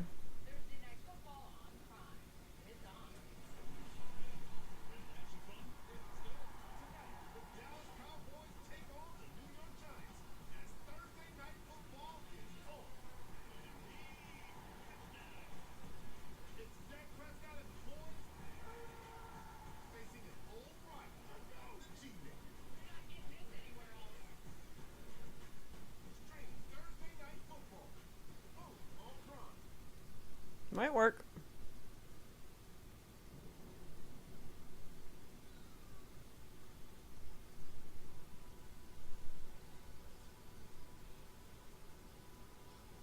Alright, well, if you're in my Discord, go into the chill channel and you can watch it. Right now. I'm playing it right now. Right now. It's in the credits right now. Go into the Discord if you want to watch it. Spoop-a-doop-a-boom.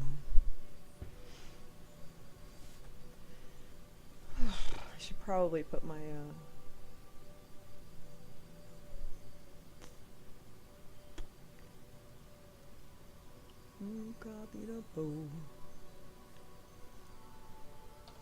there we go. Oh! Oops. Almost made that go bye-bye again. Alright. That could work. We'll see. We'll see. Alright. Go there to Discord. And try not to cuss in the thingy too much. So you can go into Discord, go down to where it says voice chat, and the chill chat, that's where I am. And you can just pop in there and you can watch it. And if you don't want people to hear you like mouth breathing or whatever, or eating your Cheetos with chopsticks, then you can just mute yourself and still watch.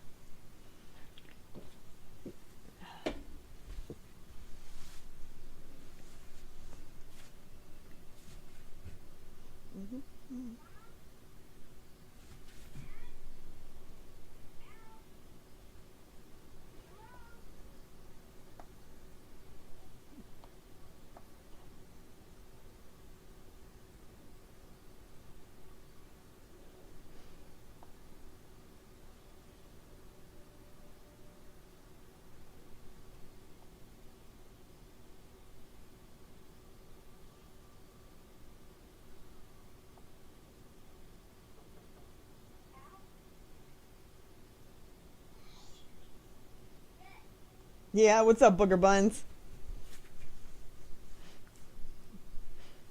I have all 3 copies of insert. You have it on Blu-ray? I didn't know they released that on Blu-ray. I would definitely like to. I would definitely buy that only because like I watch it so much. Like I put it on in the background a lot.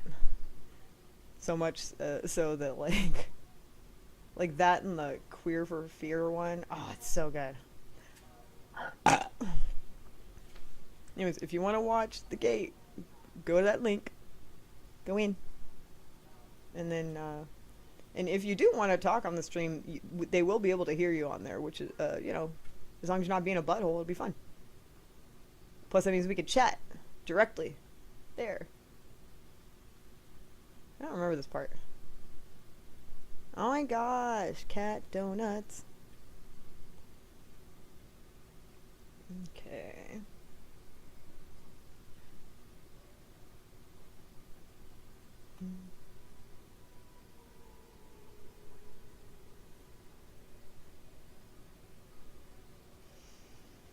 And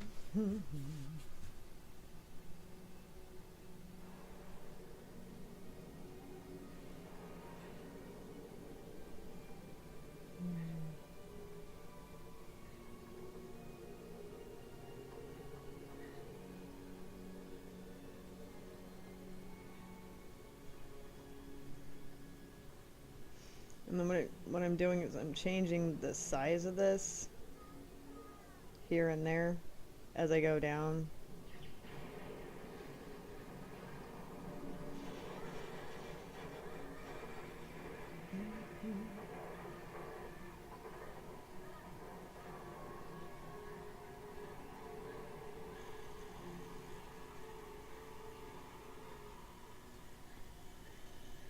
Wow. I mean, I feel you, dude. I have nightmares too. Let's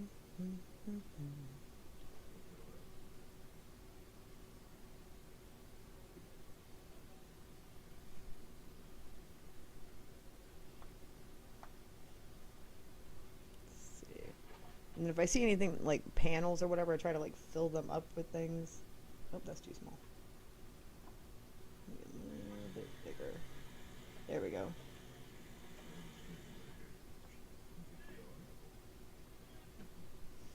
And this may seem like it's crazy, and it is, but it won't be for long, I promise. Oh, no, go back, you butt munch. Oh.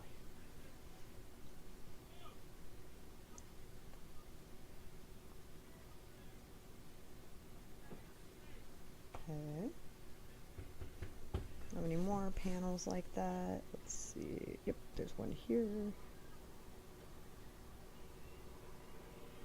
Okay, that's good. So I have a smaller one here.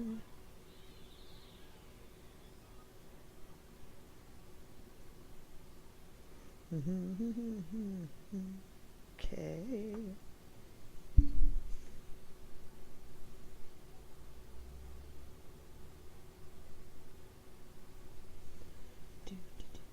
All right. Making sure that it looks, you know, it's not too crazy. Alright, and then what I'll do is I'll color on top of these main computer things, but what I want to do is just add texture to all this back here first, you know?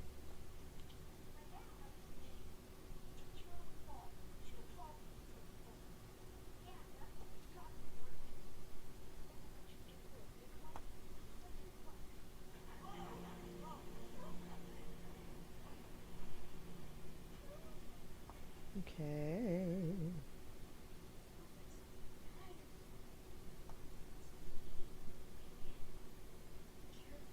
And again, just so you guys can see, it's not the brush doing all the work, and you'll see what I'm talking about here in a minute. Because this looks terrible, right? Obviously.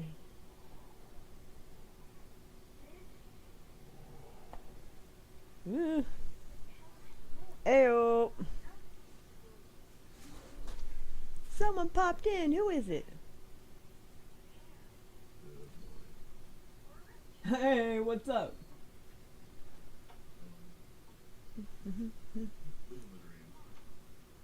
So I was like so busy looking down, like, ooh. Plus, I mean, the colors get really bright. You're just like, ah. Yeah. Have you seen this movie before? Uh huh. The Gate. Because if you haven't, I will totally start it over for you.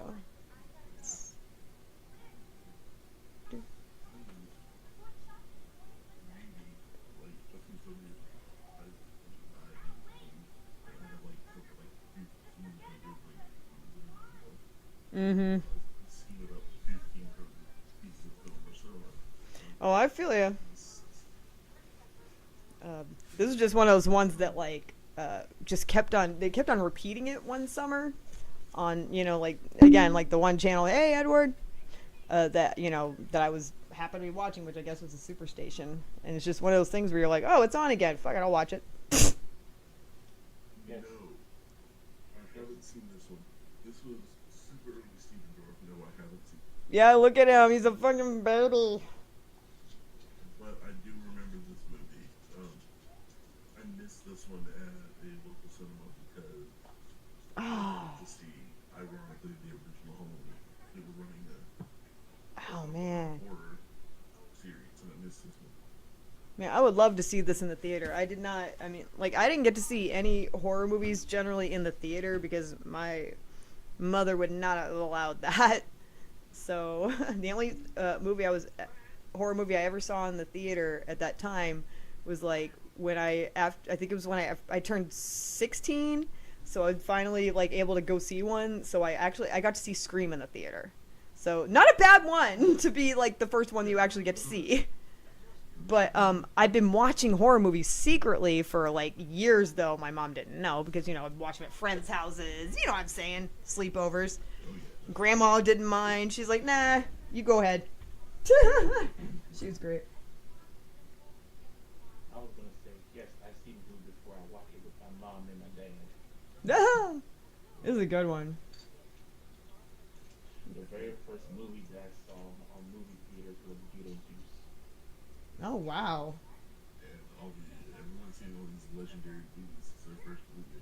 Oh no, that Scream wasn't my first movie. It was just my first horror movie. My first movie is, I don't know if it's legendary, but the very first movie I ever saw in the theater was The Aristocats.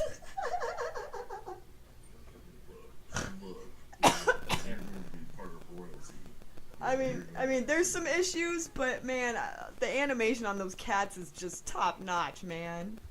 They're so beautiful. So the animator for Aristocats I know, right? the same animator for Robin Hood, 101 Dalmatians. Okay, that makes sense.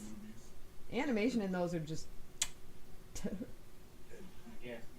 There's a certain there's a certain couple of motions that he uses just at the big measuring contest to say, look at what I can do and you can't. That's awesome. I mean, I was gonna say in the second movie that I watched, I was with my brother because I tag along with his friends. The second movie that I watched in the movie theater was the original TMNT movie.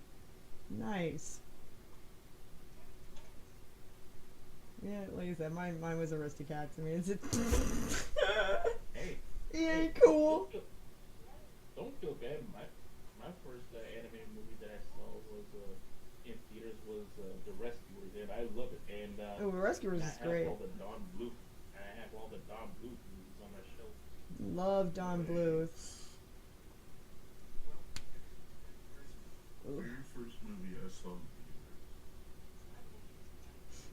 Yeah, mine was lame. Let's hear what yours was.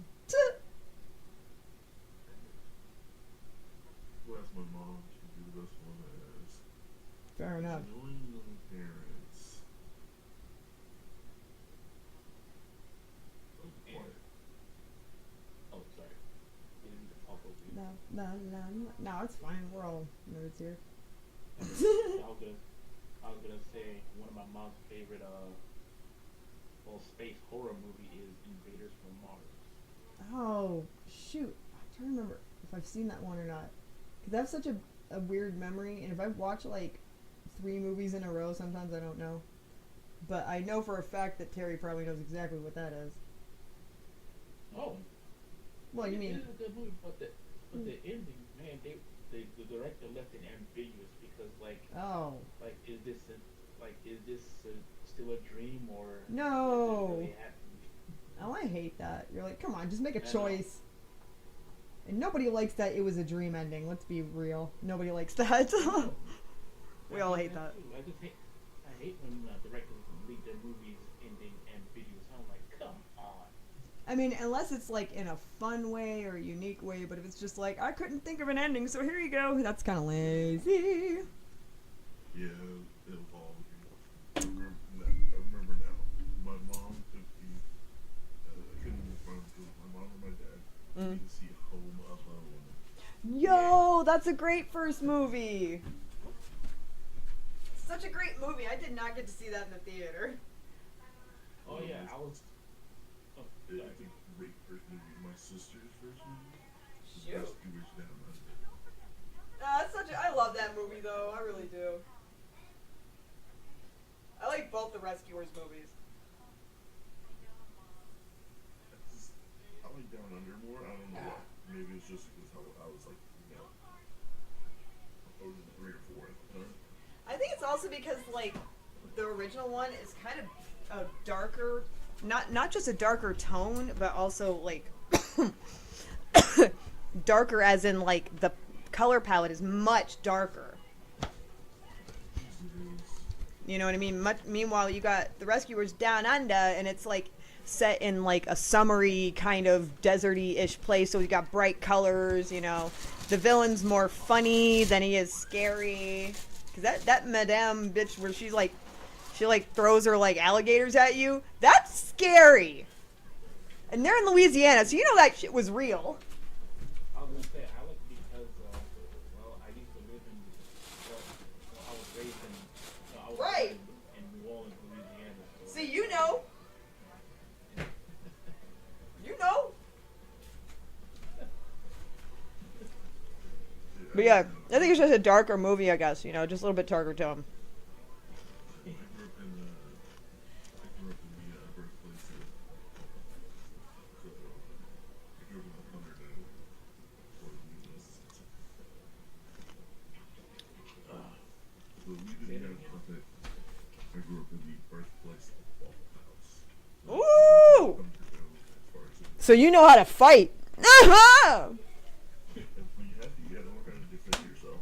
And Right. since my Make parents waffles and was fight. last one that grew up outside, we just kind of figured it out. That's hilarious. Alright. Let's see what I But do. yeah. Jesus, really that? That was released. Pretty Woman was 1990. Was That it? was old stuff. Jeez, I feel old. Pretty Woman. Yeah. Yeah, and I was gonna say like Yes. I was there during the Home Alone boom period where everybody was doing the Oh, Right. goodness, man. After that movie, every kid's movie had to have. yeah. Right. You're right. But I want to tell you my two favorite cozy movies that I like to watch because I can watch it all the time. The first one is the original House Party with starring Kid and Play. That's a and good one. Crush Groove. I can watch those two movies all day. We were rewatching that the other a couple months ago, actually, me and Terry. Who, House Party? Yeah. Oh yeah, that's right. We're from the 90s, so of course we watch, you know, come on. No, because I just love every scene that has full force in because I think don't get me wrong, people. Yes, they're the bullies of the movie, but they do make some good music. Yeah, I mean, well, you know, it's all in good fun and it's mostly a joke anyway, so it's okay. Yeah, I know. But I'm just telling you, full force is a good group. They are a good group. La, la, la, la, la, da. And yeah, my stepson, he went to see Beetlejuice with his friend, and How was it? He said it's good. And I knew they was gonna kill off Jeffrey Jones's character because he's the P word.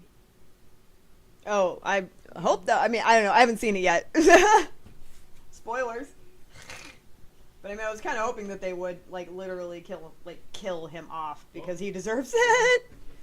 No, I was gonna say they showed it in the trailer, so I was like, yep. Oh, did they? You know, I only watched the first trailer that came out. You know, it just happens. Sometimes it just, you know, I get so into like working on a comic or something, and I'm like, oh man, I probably should have watched more of that or something. You know what I mean? Yeah, I was gonna say like they already spoiled it on the very first trailer, teaser trailer of it, like when they was at his funeral, like, yep, that's him.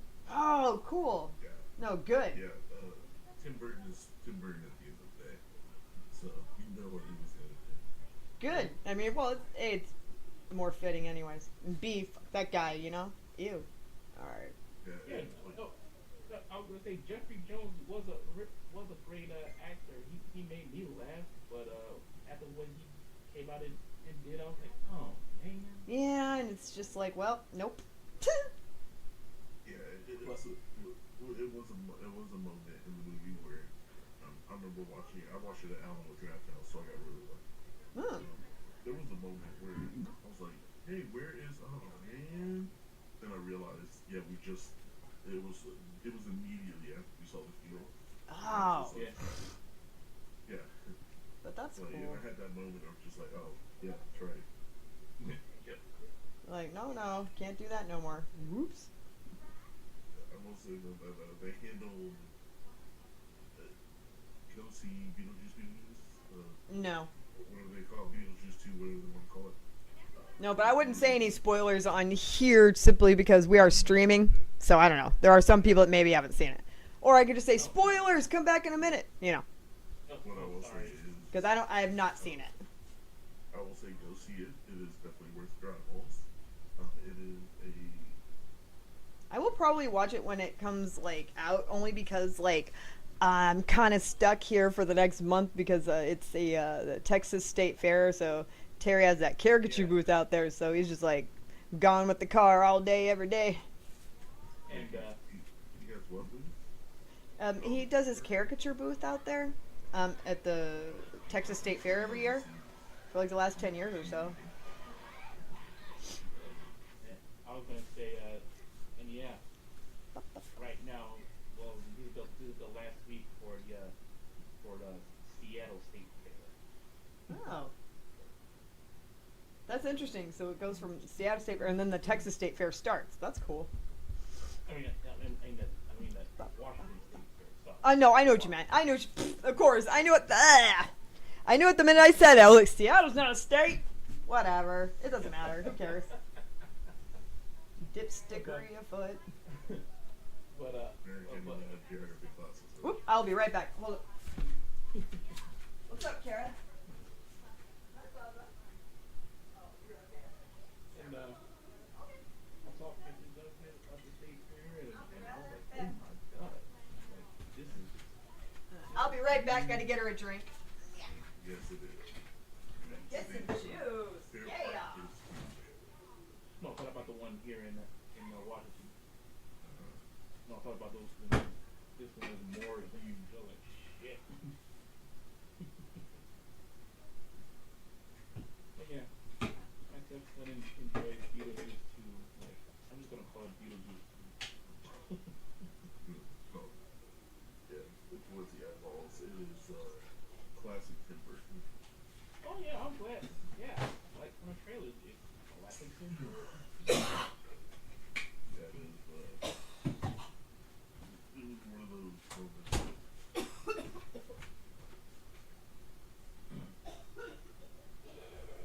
It was one of those moments of just like, okay, well, I had a another Warner Brothers moment.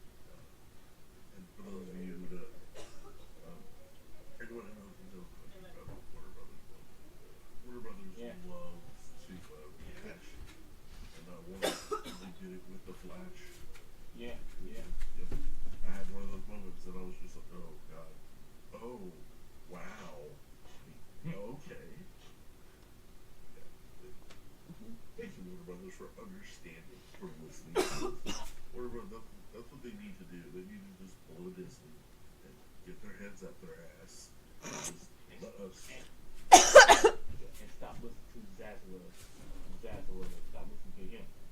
Well, no, what they need to do is just stop meddling with that.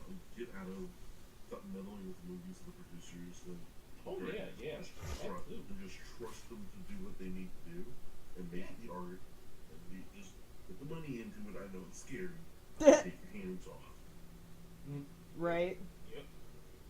And I was gonna say this, and yeah, a lot of people enjoy Beetlejuice too, but I was waiting to see a Transformers one, and oh my freaking god, that movie was freaking epic. Like don't trust the trailers. This movie will play with your emotions because Really? Chris Hemsworth did an amazing job doing the voice of Optimus. Oh my god, it was Chris did it? That's so cute. Yes, it's Chris Hemsworth. That's adorable. It is Get the awesome. F out. Yeah, no, That's so cute. I was gonna say like you can't do Optimus forever. But That's adorable. Chris Hemsworth did his own version of Optimus, and he was believable. I just think that's adorable.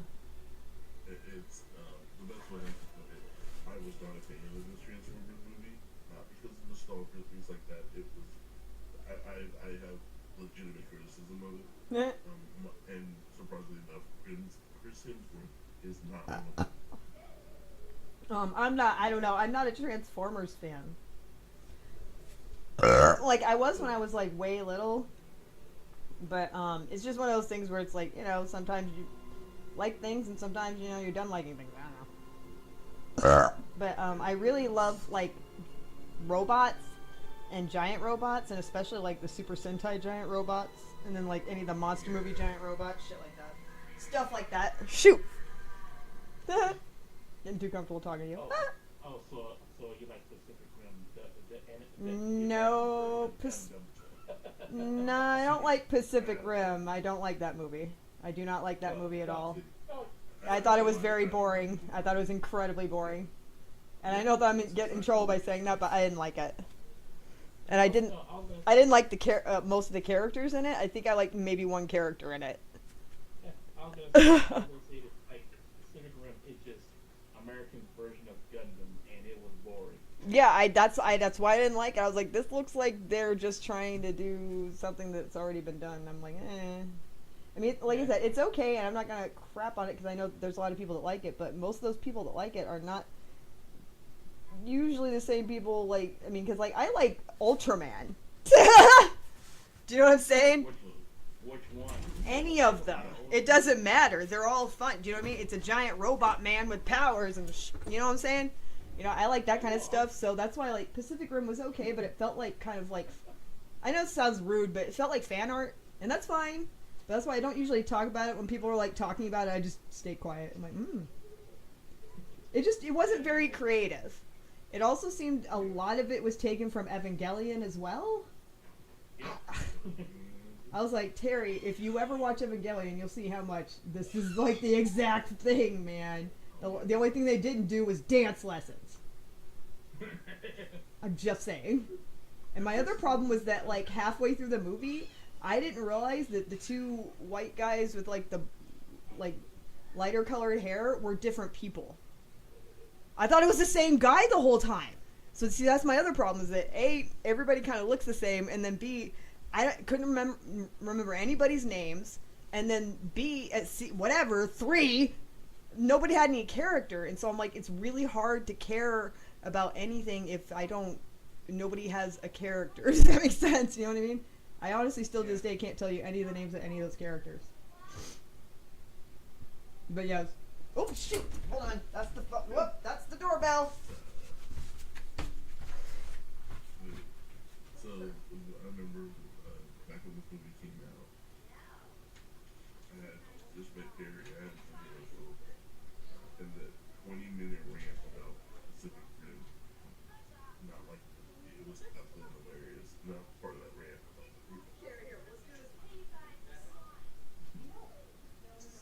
Yeah, it's like when I first saw the trailer, I was like, what is this? Yes, yeah.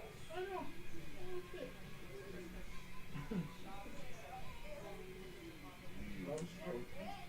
was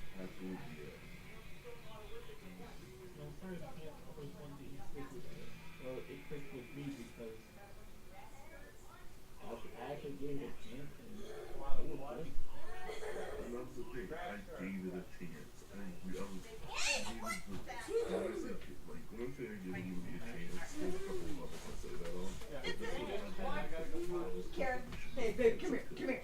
I love you, but you gotta chill. I know you're so excited. My kid gets so excited when her grandpa gets home. Is that where we are, America? Big deal. I love this part. It's so good.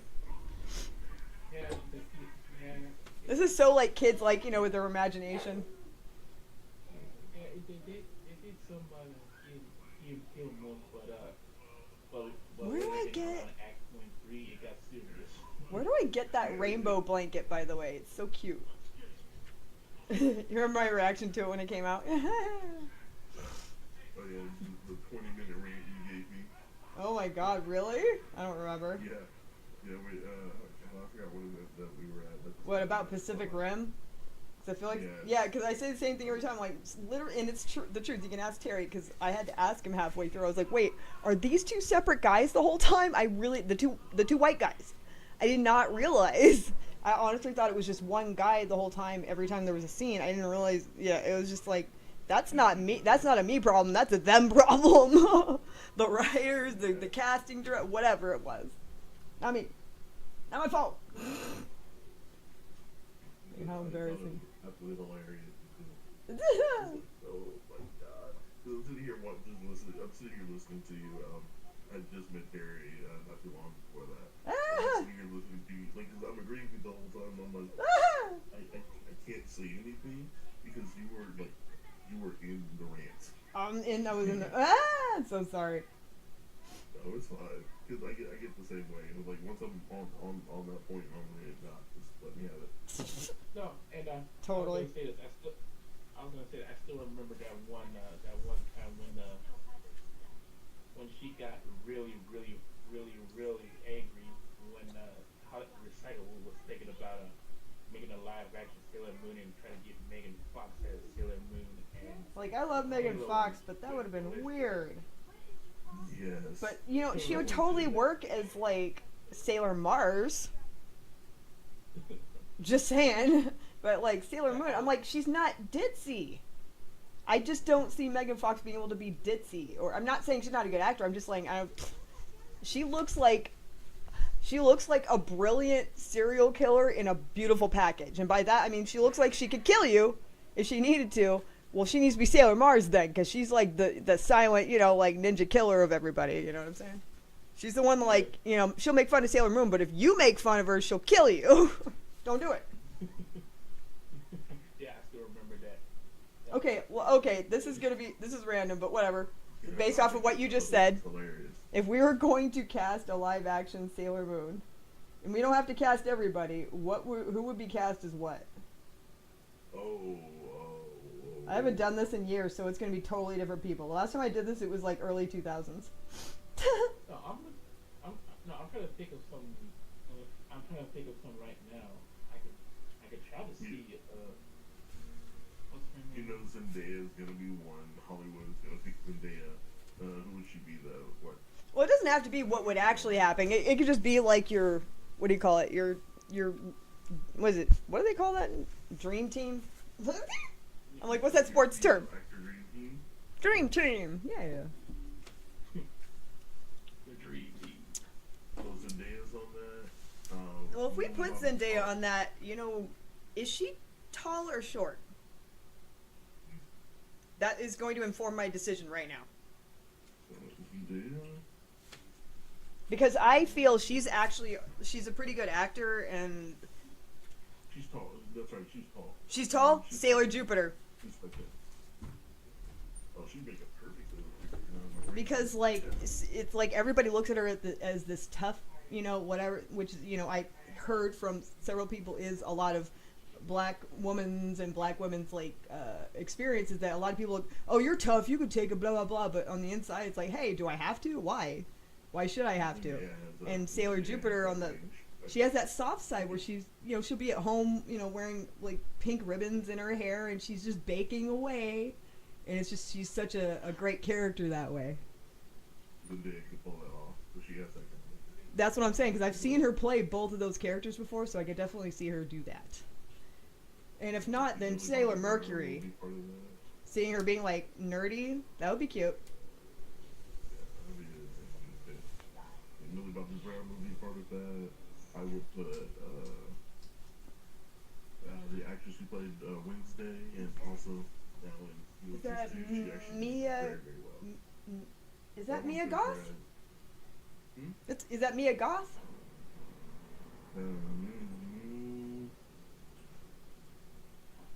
Mia Goth. Mia Goth. She wasn't Wednesday? No, that wasn't Mia Goth, but I would Who the have heck Mia was Goth that? do that. 'Cause Mia Is it- Goth has some of the horror Oh, I background think that Mia Goth I get confused with other people. Then who the heck is it that played Wednesday? Where's my freaking... Selena. I forgot her name. I'm like, where's my phone? That's Selena Gomez. No! I didn't say Selena Gomez. But That would be funny though. Selena something. yeah. Damn. Okay, so wait, all right. Now I have to look up Mia Goth because I'm like, who's that now? And now I don't know. Stupid brain. Excuse me. That's... Oh, it's Jenna Ortega. Oh, that's right. Thank you, Jenna Ortega. Oh my gosh. She would make a very good. I was gonna say Mars. She got that death stare. Death stare. And she's too old to be Sailor Saturn. Otherwise, I would say that because like Mars and Saturn have like similar, like I'm kind of goth and I'm gonna kick your ass kind of energy. Yeah. So that's why I said Mia Goth, but I can fit for that too. She's a little bit lesser known, but she has more horror sinister side going on. Yeah. Luna, who would you play Luna though? And Jenna Ortega would make a decent Luna too. Yeah, but we're Yeah, anyway. we want to keep her looks because like she has like a certain look that would just be perfect. You don't want to relegate her to a freaking voice. Especially because when it comes to the voice acting, it doesn't matter what the person looks like, so you can go ape shit when it comes to that. You can pick anybody, just as long as the voice works. That's true, but as someone who does do it, I understand that. Yeah, I was for it, so I get it. True. I'm like trying to think. I'm like, I feel old now. I'm like, do I know any young people? That's how I felt. I'm like, damn. Oh my gosh. You know what? Oh my gosh. You know who should be Sailor Venus? Oh god. What is it? Her name? Anna. Oh shoot. She was in The Witch. That blonde girl with the faraway eyes. Huh? Anna. Not Annie Kendrick. I think Anne's her Anya name. Taylor-Joy. Yeah. Anya Taylor-Joy. She would be a good Sailor Venus or Sailor Moon. Just because I Yeah, she can... pull either one. Hey, Well- here's a good one. Yeah, Oh, I But was, she who's call probably more Venus. I was gonna say, who would be a good Look, you need a dit. You need a bimbo for Sailor Moon in a good way. I mean that in a good way. Like, you need someone You who's... said himbo so bad. That too. You need the himbo to match the bimbo. And what we need is like a young Pam Anderson. Basically. So, what would you put there? No, Zac Efron. Zac Efron is just on the line. Who else would you put there? You can't put RDJ. He's too old. Yeah. Zac Efron's just on the line. Too old. I'm trying to think Kristen what Wiig's movies too I've old. watched recently. Liam Hemsworth's too old too. We're all too old. Rebel Wilson. No, please don't give Rebel Wilson more. Jesus. She could be Luna. Luna's a sassy Yeah, she biznitch. You can put Rebel Wilson as Oh, you okay, baby? It's okay. That'd be an okay movie. Okay, I'm trying to think now. What movies have I watched? See, I watch so many horror movies. It's like I don't watch a lot of movies that have like younger people in them. Yeah, I know. See, that's what makes it rough for me. I watch a lot of movies, and like, the younger kid movies are just not that good. So I don't know how good they Right. are. But, yeah, this is where I'm like, I'm like, go. 9 out of 10 burp, thank you. You judged a burping contest for some random people? Was there a prize? Pardon. Just wondering. Just wondering. Okay, that. I was gonna say that I was thinking about ever since I started rewatching my personal favorite animes. I was like, who could be a good Kinshiro with the more stuff?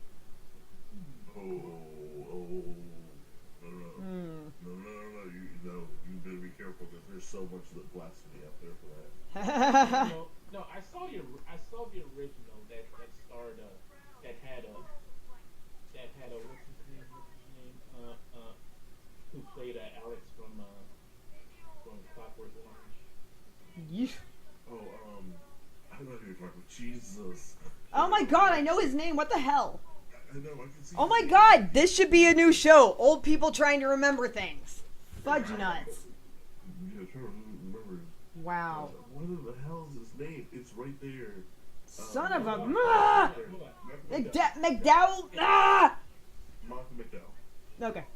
Malcolm McDowell. Holy crap. Yeah. That was Yeah, difficult. took me a second. I'll look. Go, It's old right people. there. Old people remembering things. Somebody clip that. It's terrible. Oh my god. Well, yeah, Malcolm McDowell from Clockwork Orange. Yeah, I was gonna say like.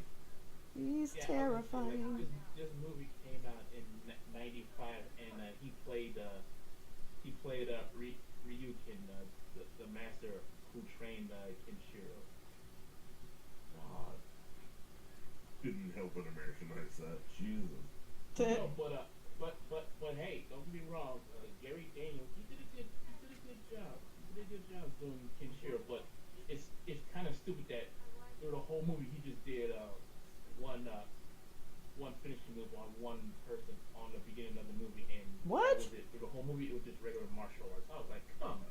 Only one finishing move. Come on. Look. You know what Fist of the North Star was modeled after. Like, Your mom?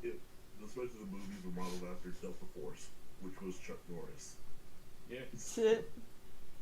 Like, everything inspires everything. What do you want? So I thought, like, you can get Chuck Norris. No, he's way too old for this. Yeah. I was going to say Michael J. White, but no, I don't want him back to Spawn. Because he can still do it. Yeah, but ever since McFarlane said like he's making a new one and he got Jimmy Fox to no shred of him making a movie. I'll be right back. I gotta grab something. Yeah. Well, also, you gotta remember who owns Spawn. Oh yeah. Forgot about that. Yeah, you have those who owns it, why it was a little bit,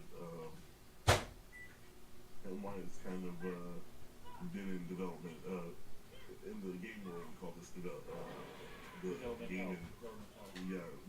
hell, and then I don't know what they call it for, movie world, but, No, we just call everything development hell when it's movies or games. yeah. And then now, like, someone threw out who would make a good Spawn. I was looking at it on Reddit. Someone threw out Harry Lennox. I'm like, Harry Lennox would make a perfect Spawn voice, but not he's 6'4", which is great, but he just doesn't have the physicality for the role. He just doesn't. Yeah. Michael J. White, on the other hand, still does. Yeah. Then let him do it. I was gonna say I still. It's like Wesley Snipes with Blade. He can just do it. What the hell? Yeah, I was gonna say I still love that video. I don't really need anybody else. That these two guys put Michael J. White in different scary movies and beat up all the horror people. That's awesome. I love him though. Anyways, you can't put anybody else in Spawn or in Blade. Because I mean, black don't crack. Just use that to your advantage, right? Have y'all seen Wolverine and Deadpool? Yes, I have. I saw it the very first day it came out. Me too. I was very lucky. The day that Alamo Drafthouse reopened, that was the movie that I saw. Yeah, I was gonna say it's like like they got this missile launcher.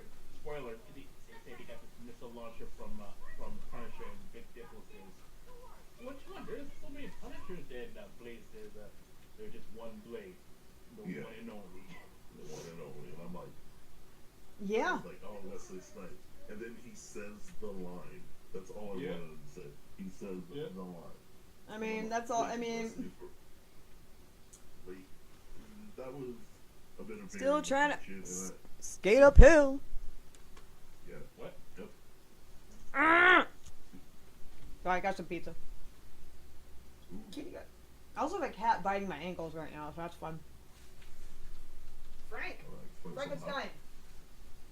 Yeah, he said, yeah, once he says the iconic line, I'm like, okay, he buried the hatchet. I appreciate that. Yeah, and, I appreciate that too. And I was gonna say, and remember after he said that line, Deadpool just look at the camera like, Well, you know it's not easy, you know? He's like, it was like, yeah, you knew. Mm-hmm. Yeah, like, I love the fact that they gave Ryan creative freedom on that. And then I didn't know it. Like, I didn't know that Ryan Reynolds and Hugh Jackman were besties. Yep, they are. I did not know that. That's so cute. I mean, like, you have to be able to do the crap they did in that movie together. I'm just saying. Yeah, Like, you gotta be I didn't know besties. They were besties, but damn, they're besties.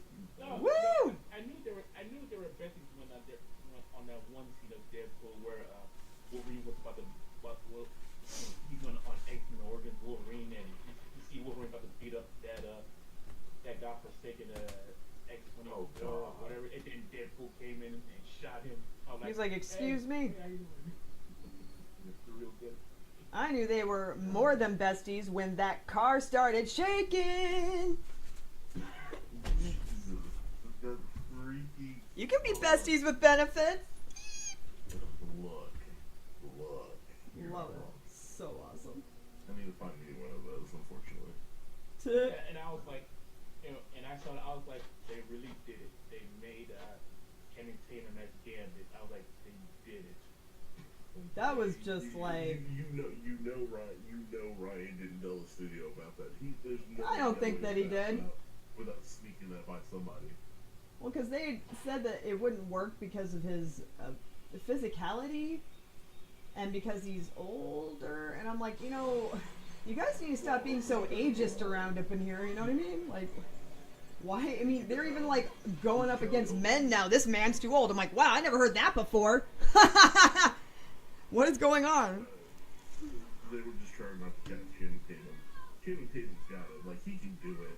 He was fine. It was funny. And it was really the voice work what really kept him out. Like, Yeah. It was the voice. Yeah, because you don't see a lot of actors or actresses with that can speak Creole like me. It's not either. I know. Really not easy. Like, so that, like, I can understand them trying to make it. It's like, Channing Tatum did Magic Mike, of course, Magic Mike movies. He also did Kingsman, and he did fantastic in the Kingsman movie he was in. So I know he's got the physical prowess. Right. He looks the part. It's just what we keep now. Excuse me. Voice Ugh. work, yeah. Allergies are fun. Anybody else having allergy issues? No, I'm leaking right now. So. Basically, yeah. No, I was gonna Gold say, star. That was it. Oh, they got a gold star. They wanted me to give the gold star for the best burp. I got over my first time having pneumonia back in August. Oh, excuse me. Yeah, it was my first time having pneumonia. Ooh, wait, what was that? Oh, Geeky, what's up? Oh, thank you for subscribing. You didn't have to do that. I appreciate it, though. How are you doing, Kiki? Thank you. Geeky broken hoodie. You're not broken, though. You should probably change that. At least I don't think you are. Geeky broken hoodie. That's his name. Thank you for subscribing. I think he's probably said that because broken man heart. I know. I know. How are you doing? Hey, look at me. I'm streaming. Woo. In that case, woo. I've been going through wrestling shows ever since I moved out here because they're affordable.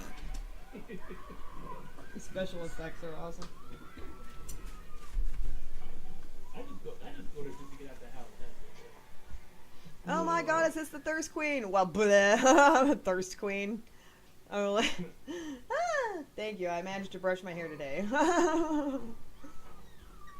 Woo! You know. He would make a good tuxedo mask. Who? Nicholas Alexander Chavez. I can see that. I can see that. He's been on General Hospital for a minute now, but yeah, he's up and coming. Like General Hospital's still going? Damn. Yeah. That's so weird. I'm doing good. Miss you tons. Oh, I miss you too. I was like, I'm trying hard to get back into this, dude. the last time I saw General Hospital when quote unquote Susan Lucci's character got shot. What? Matt Bomer, but he's a little old for the role right now. Why who's fuck shooting Susan Lucci? Also Yeah. a little old for the role. No, I was gonna say I think Henry Cavill's done with superheroes because WB and DC. Well, Oh, WB. they did. WB, yeah, they Shout they out. did over. Oh, who? Oh, Yesenia. Thank you for shouting him out. I was gonna do it in just a minute. Yeah, 'cause Thank you, lurking. Eating. You just got home from work. Ooh. I Hope work was enjoyed okay. Henry Cavill's portrayal of Superman.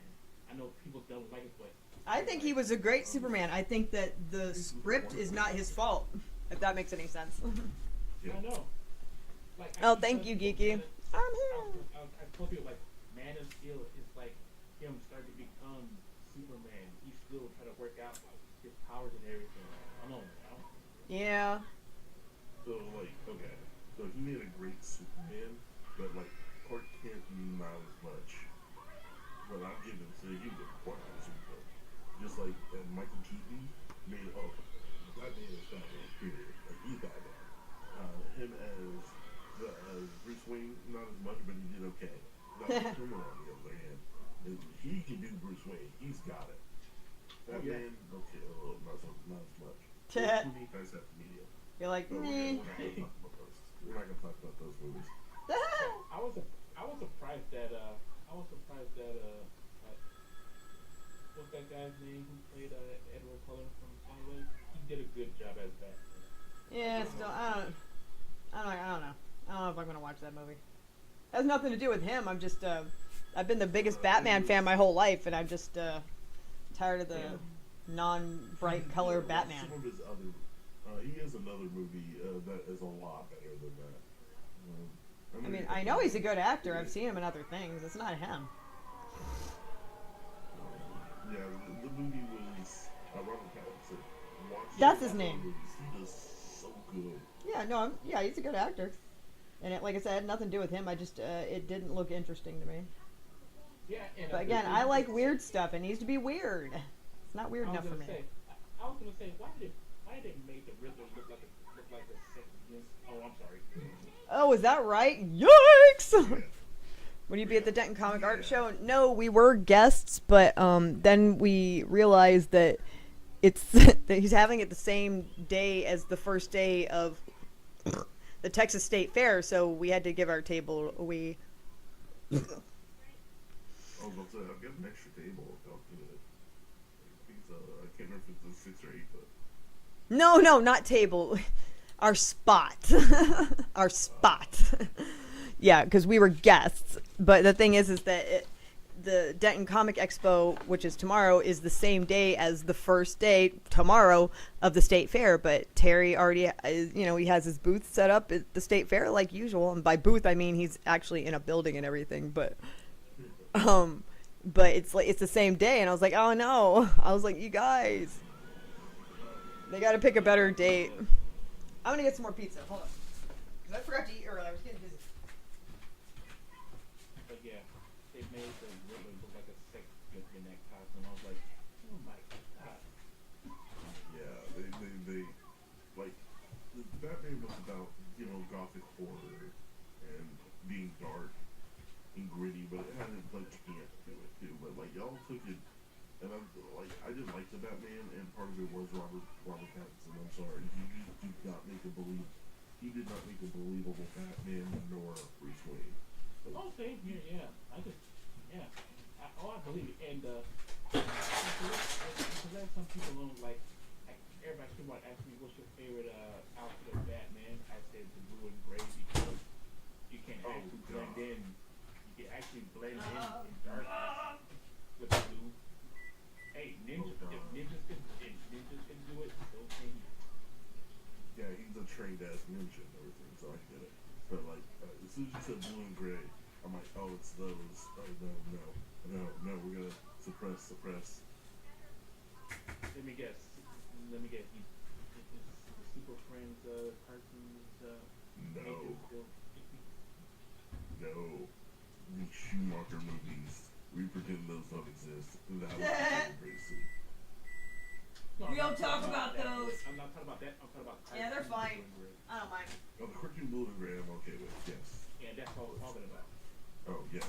The Monty blue and gray. Yes. Please keep that. No, look, that's one of my favorite outfits of Batman, and I personally love Batman Beyond's outfit. Like that bat suit was awesome. And the funny thing is, you want to know what's really funny? If they had made the Batman, the new Batman, meaning like Batman Beyond, Terry McGinnis Batman. Is he considered the new one? Okay.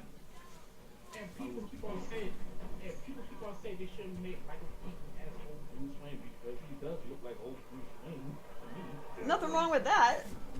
I'd rather him do it than somebody else. Yeah, somebody else. Yeah. And like they had Terry McGinnis, Batman Beyond, right there for the Batman. They had it staring them in the face, and WB said, "No, let's do this over again and over again because we just have to." Yeah, and I just wish Marvel, and I just wish Marvel and Sony would make. Hey, Melody, are you still there? Let me know, because I totally forgot that there's something I wanted to show you on here. I was gonna say, I just wish Sony will make my personal Batman game of Spider-Man 2099. I grew up reading Miguel O'Hara comics of him as Spider-Man. So Miguel O'Hara, like, when he came to Dallas Comic Con one year, and I didn't realize it. Had I known, Thank you. Miguel O'Hara is insanely talented. Had I known, I would have got him to sign my.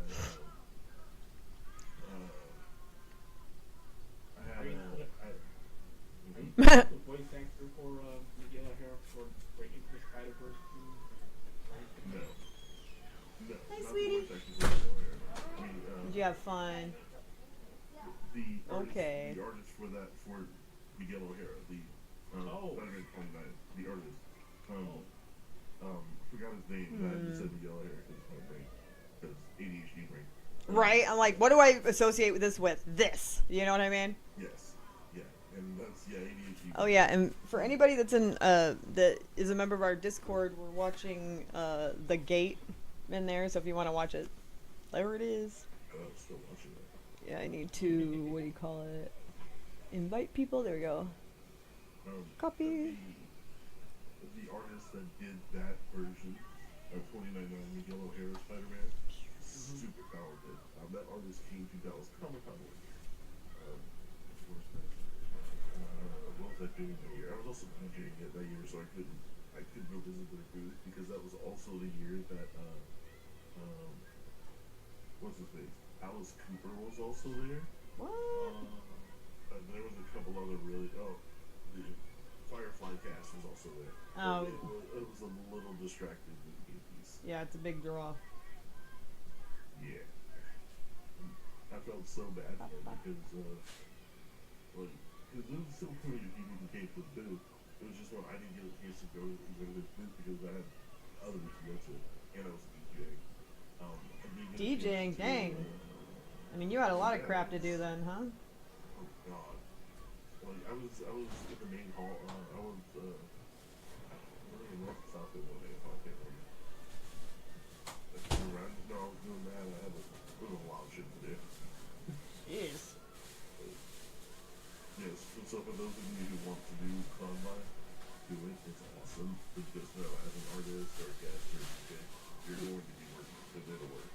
Oh yeah.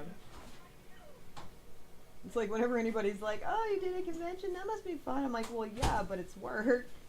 And if I'm having more fun than work, then I'm not doing enough work. Does that make sense?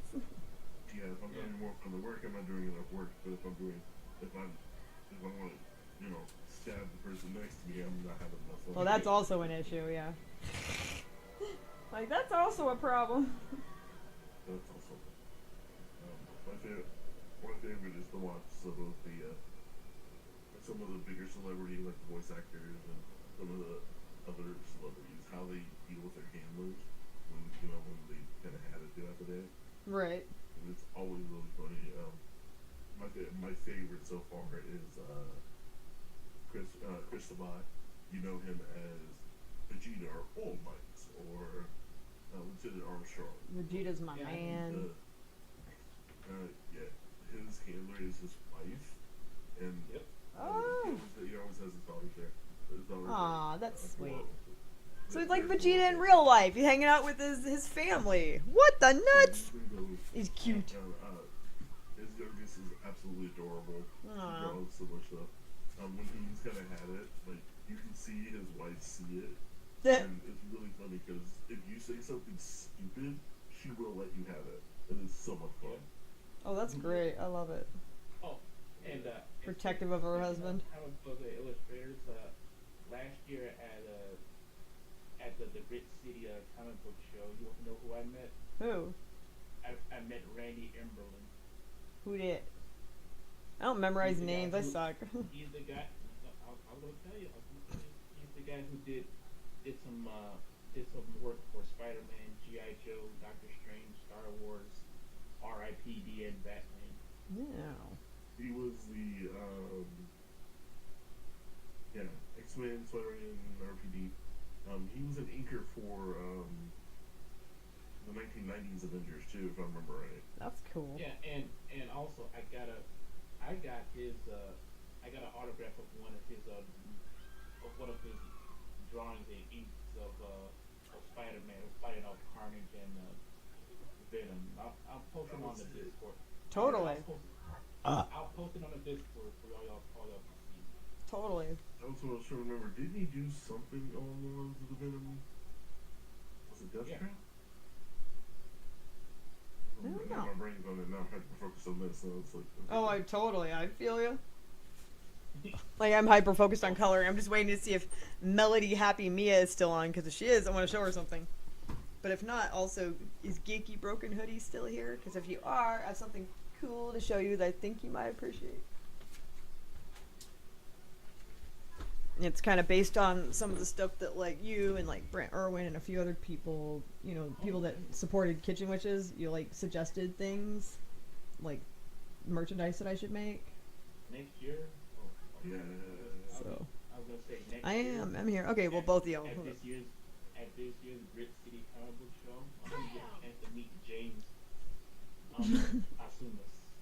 He did some work on Gambit and Transformers meets My Little Pony. What? That's cool. Okay. Whoop! Almost fell over. Oh no! Where's my pencil? You said James Asumas? Why does that name sound familiar? Yeah, James Asmus. Ah! Whoa. Here goes the Why does pencil. that name sound familiar? Like, I swear I've heard this name before. Want me to screenshot it for you so you can see? Cause I can't. I'm on my phone. Okay. I think that's the internet. I know, right? Well, the internet can be a pain in the butt. Yeah, but did he work on Gambit? Yeah. No, okay. Yeah, big guy. He did a lot of local stuff. He did a lot of like smaller stuff. And I think I know why his name's familiar. This is what I've been working on. I like meeting. It's an actual kitchen set that people are gonna be able to buy. Kitchen Witch. Why don't you sit a spell? And then this is a wooden mixing spoon, and then I have custom wooden sporks. Voices on Rick and Morty, and people don't know it. And And then Is these aren't finished yet, something but in the way this Rick and Morty dish did towel that. will be customized with characters on it. You'll have 2 wooden coasters customized with characters on it, and then I haven't printed them out yet, but this packet inside will have 5 blank recipe cards and 3 recipe cards that have the recipes from the book in them. I would love to. But there'll be blank recipe cards for make your own stuff. Yeah, I would give him some love and But yeah, this took a long time, but finally doing the Why is thing. Taco Bell doing this? Why is Taco Bell doing Right. They're trying to recreate. They're doing their $7 cravings box, and they're making it look like it's on like a silver platter tray and everything else. I'm like, You love that? why are Awesome, you awesome. people Thank trying you. to do Yay. revolution, man? They're really trying to. I'm pretty proud of it. You want to know something? You want Why to don't know you what say I stuff? missed, It's so cute. Taco Bell But back dude, I in can't the believe I day, got wooden sporks. 59, 79, Get the nuts outta here. 99, and Everyone loved that freaking well. The 59, 79, 90, and then yeah, that was they make fun of McDonald's. Yeah, those are shit. They make so much fun of But McDonald's. yeah, because people were like, I want to buy more stuff, but you only have like, a couple of comics. So like, do you have, merch set? And I was like, and several people were like, you should make like, custom aprons, custom kitchen stuff. So I was like, okay. I do McDonald's fairly I would regularly, actually, hand but- painting / stamping each one of the coasters and each one of the dish towels. So, and then I had, I actually paid a company, I don't remember where, to get those wooden spoons and everything, and wood burn my logos and stuff into them, which is pretty cute. Okay.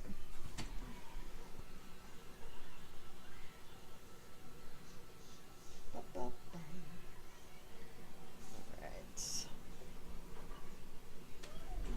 And again, if you're just getting here, which I doubt it, I'm just coloring HalloweenMan comics.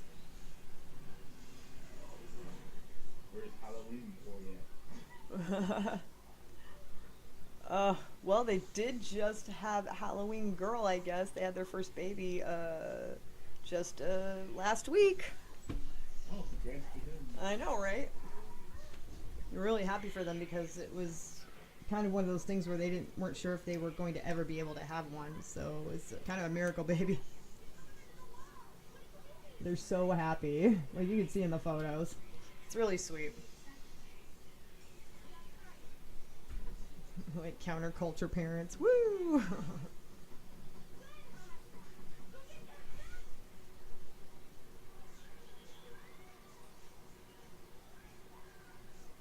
There we go.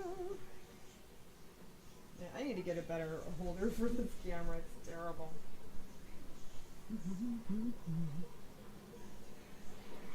That's so sporking great. Oh, I'm gonna steal that. Sporking great. I probably won't remember because I'm a dork. Yay, babies! Yeah, thank you. I was hoping that y'all would appreciate that, especially Geeky and Melody from like the, cool merchandise, nerdy collection side of things, I guess.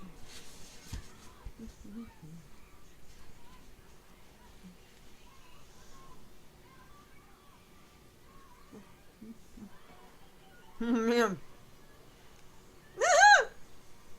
So we're the part of the gate where someone gets stabbed in the eye repeatedly with a Barbie leg. Barbie leg! Oh, nice. I got the hardcover. I went through your Hall server, Halo, and Oh yeah, the one recently. I was gonna say I have a hardcover of Prices of Infinite Earth. Nice. We just found that by accident. It's not one of those ones that I ever looked for. That is I was gonna say that event comic is one of my top favorites. Well, we caught someone slipping because it was only $2. Nice. And as someone that knows how to grade comics, this is in mint or near mint condition because like all the color is perfect, nothing is messed up with the staples, there's no rust. I mean, there's no creases, no yellowing. I was gonna ask about this. If I stream without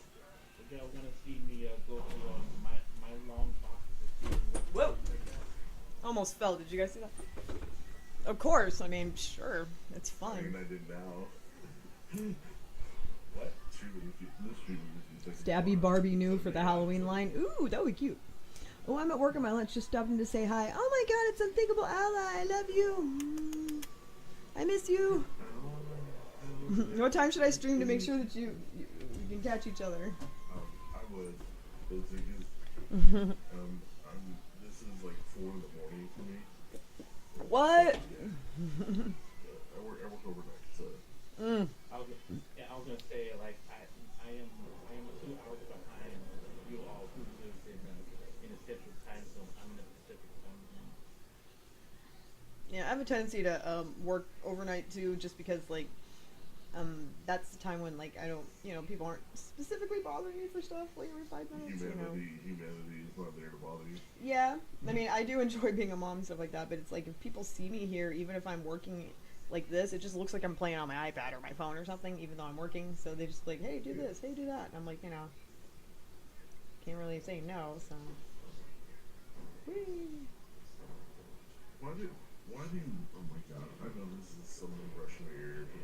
You just won $15,000 US. What's the first thing you spend your money on? Everyone was like, really?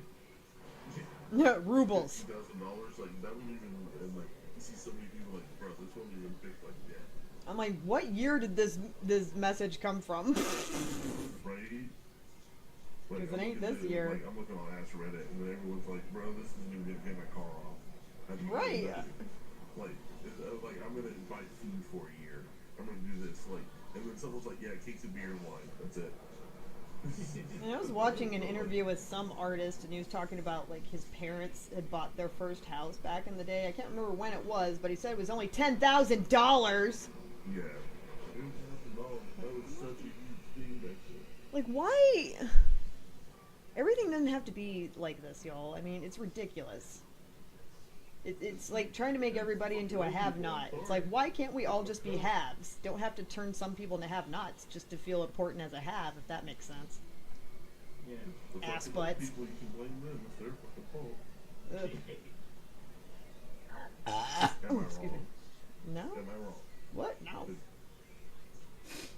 I'm just like annoyed with people not giving a crap about humans. But I'm not wrong. Ah, shoot. I meant to do this on the other layer. Son of a biscuit. I guess these people are messed up, but I'm not wrong when I say it. Right. Yeah, I was saying you're not wrong. No. Swear to God, this is. Make that work. Wow.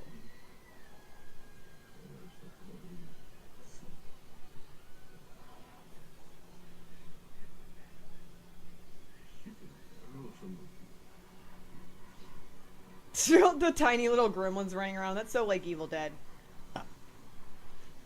Good to see you streaming. Ah, thank you. You were one of the reasons why I started streaming again, because you encouraged me. Thank you. Stop falling for us. We love you too. Retail schedules all over the place. It only gets more all over the place the closer you get to, December. Exactly. My parents' first house was $8K. Mom complained all the time that I wasn't working hard enough for it. Ma'am, I'm paying $77K for the land. Oh, my special falling apart house. Don't talk to me about easy. Agreed. God. Yeah. Ridiculous. It's like, oh, I'm sorry that you got lucky at a time when you could pay more. Rude. Like, rude. Yeah, they're like, you're not working hard enough. I'll take it. Trust me when I say that Okay, all I you pay. can do is work. Yeah, that's all I do. I'm like, literally, for $77K, I can work 2 whole years. Literally 2 whole years. Every single day. 8 hours a day. For 2 whole years straight. And still, I make $77K. Exactly. That is with the overtime that I would get. For working every day. And I still would make $77K. Like, and then you want to wonder why I'm not working hard enough? No. Like, I am working No, a lot. fuck people first and foremost. Fuck you in the horse you rode down. And secondly, learn how to math. Learn how to math, exactly. See, that's what I'm saying. Learn how to exactly learn how to math because it's like it doesn't add up. If you're really looking at it, y'all, can't you tell it doesn't add up anymore? Oh shit, adds up. This thread is so hilarious. Everyone's like, "Man, what are you talking about? I wouldn't even." And then someone said, "Why don't you guys invest in stock?" They're like, "Motherfucker, it's What? $15,000. That's all. That's it." It's like, oh, I'm glad that you have, mommy and daddy's wallet to mess with, but we don't. Exactly. Some people don't have And that. that's what someone else said. Like, it must be nice to have mommy and daddy's disposable income. Right! That's all I'm saying. Like, you have, like, a feather bed to fall back upon, if that makes any sense. We don't have any cushion at all. Yeah, I have no cushion. If I fall back, I just go to an abyss. Yeah, if I fall back, I just shatter my spine. Right? And then, which I would then have to pay for. Right! One shattered spine equals one arm and leg. What? No, one shattered spine is not arm and leg. You realize an arm and leg doesn't even cost an arm and a leg. Right. Ask Edward Elric. Oh. That's a low. Sad. I know it's a low love, but I had to. And then I realized I forgot about the voice actor and the stuff that he went through. I'm like, oh. Oh yeah. And that poor lady who destroyed her vocal cords doing the voice of Excel from Excel Saga. I know her. That would have been. Yeah, she was constantly screeching. Yeah. But We used to talk, like, online back in the day, but doesn't really talk anymore. So, kind of sucks, but whatever. It's there. I know the voice actress too. It's let me say, it's there. It's there. Larissa Walcott. There it is. Boom. It really took me a second, and then later on, Jessica. No, the other one. Jessica Cavello is the one I did. It was the one where Cabela was the one. I got confused as what you said. The one that I know is the one that was after the first one blew her voice out, poor girl. Yeah. The funny thing is the same thing happened to the first Japanese actors, too. Mm-hmm. Yeah, because the voice is so screechy. Got to roll out, superstar. Roll out! Love you. I love you, too. I'm going to try my best. Our hay is flat, and the drought killed the refresh. That's where we are. Yeah. Hey, it's flat. Sorry, it's so terrible. Na na na na. Oh shoot. I had one, Hey, does anybody know if Joe Bob is back this week? are you talking about Joe Bob Briggs? Yeah, like there's any other.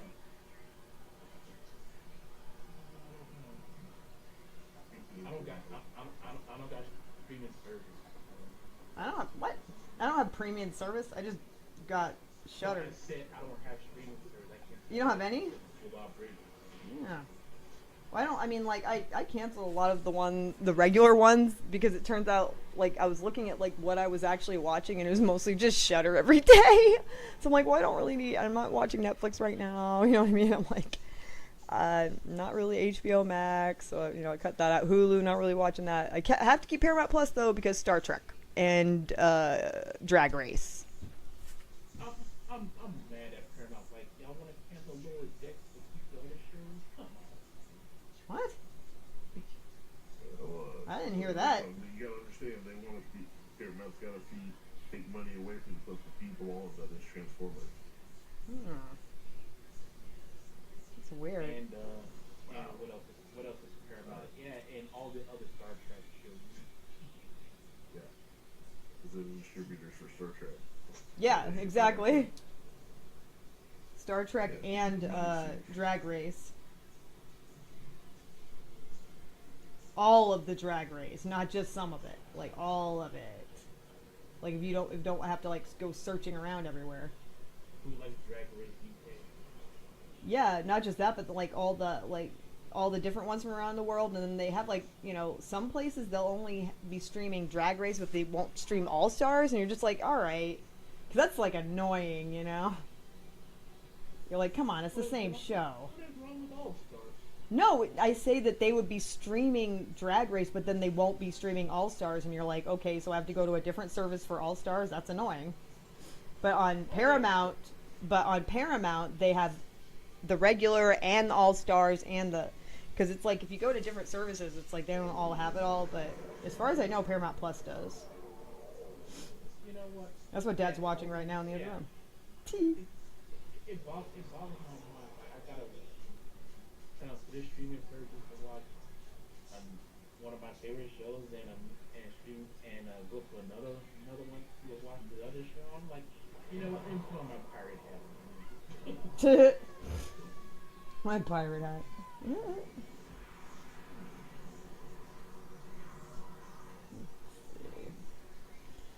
But yeah, Man, this is annoying. hanging on my wall is the Randy and Belinda drawing.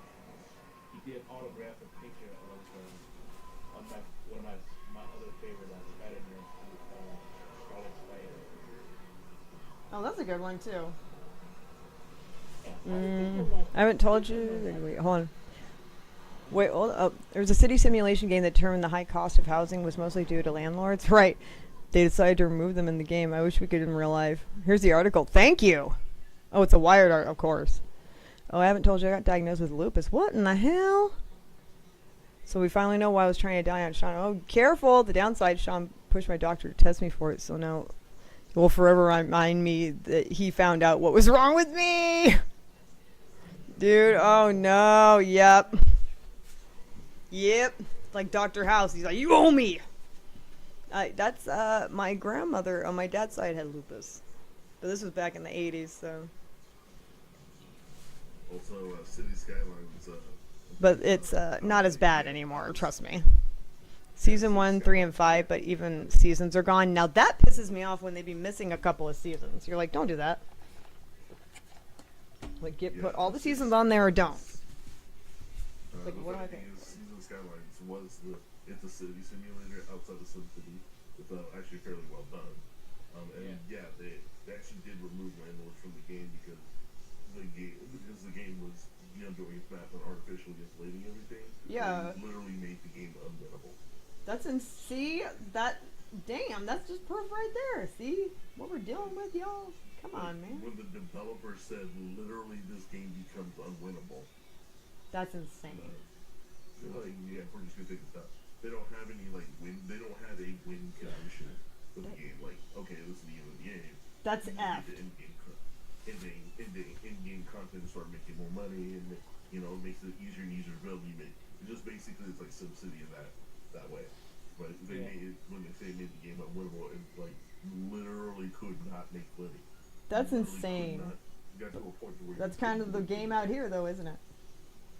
Yeah, it is the game out here. Exactly. So it's like, can somebody use that to their knowledge and stop punishing us for trying to live? Holy crap. Like, look, I just want to not die. It's just like I just want shelter. Like, come on. A car. Dang. Oh yeah. I keep telling people Video games always helping with social experiments. Love that so much. Oh yeah. Oh yeah. Absolutely. I mean, I love that video games can be used to science. Science, yeah, they actually, quite frankly, normally, the Borderlands actually did it quite a bit. Borderlands, if you go to Borderlands 2, Okay. Gearbox, the mini game, I forgot what they were doing the study for, and if you play it, that's actually how they were doing. They were using you solving the puzzles to look at and solve, I forgot for what, and it was really neat. That's cool. Yeah, I didn't need, but I just. Oh, go ahead, sorry. Folding at home is the other one. That's the big Stanford project, where they use the extra power your computer's not using when it's idle, and to do the math equations and the folding of proteins to make. Oh, to make that. I've heard of this. Yeah, folding at home is amazing. I've been doing that forever, ever since the project started. I am so happy that project got for free. Well, I think that as soon as I upgrade my computer, that I will do that.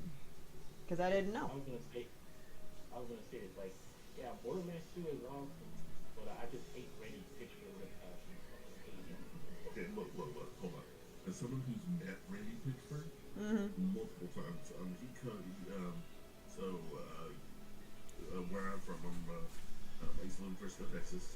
Frisco, Texas is home of the Dallas Cowboys, world headquarters and all that BS. Yeah. There was also an Apple store 5 minutes south of Gearbox. Randy Pitchford was one of my regulars. I used to be a genius. That's weird.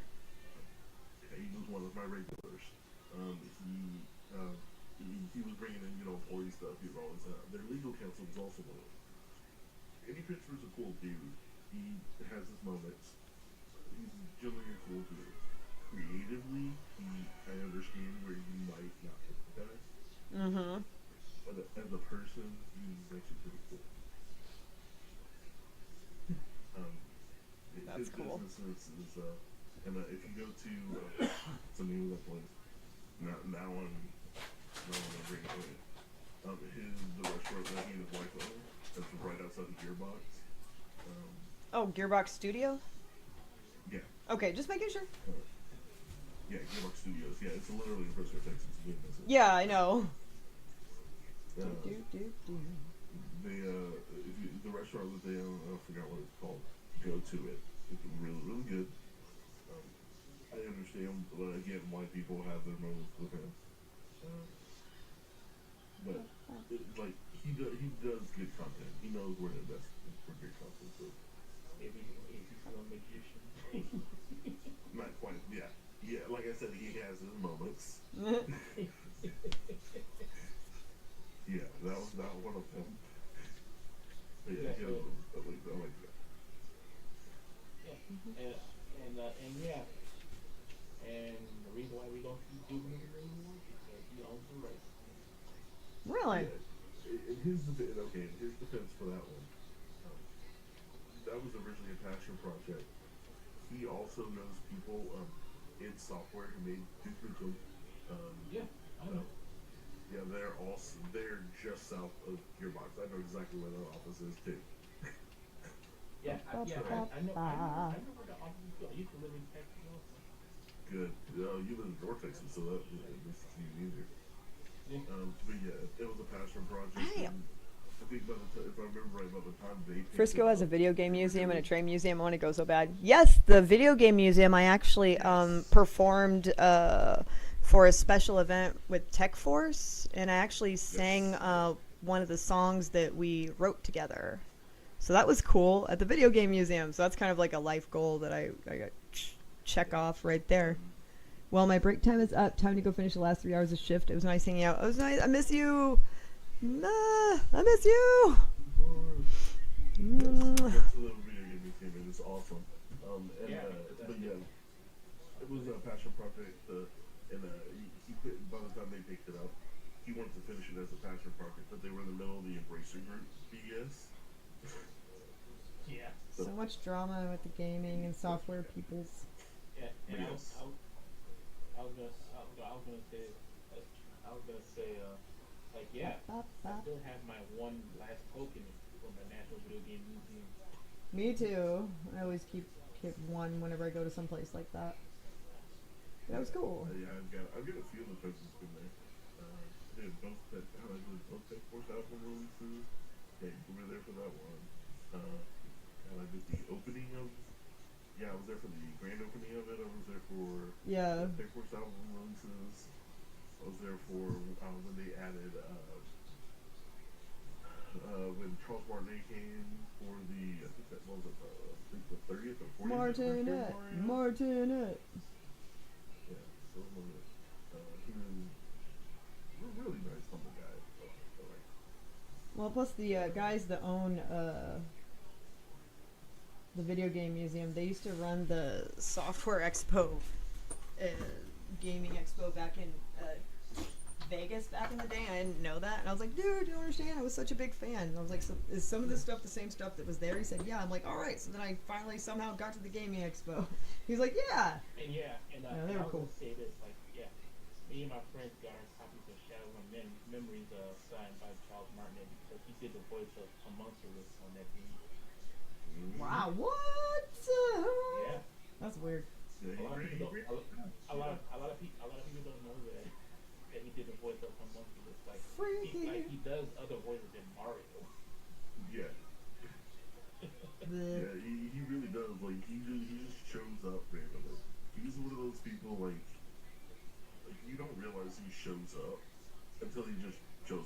You're like, oh, hey, I'm here. Yeah. He's one of those guys. Like he was in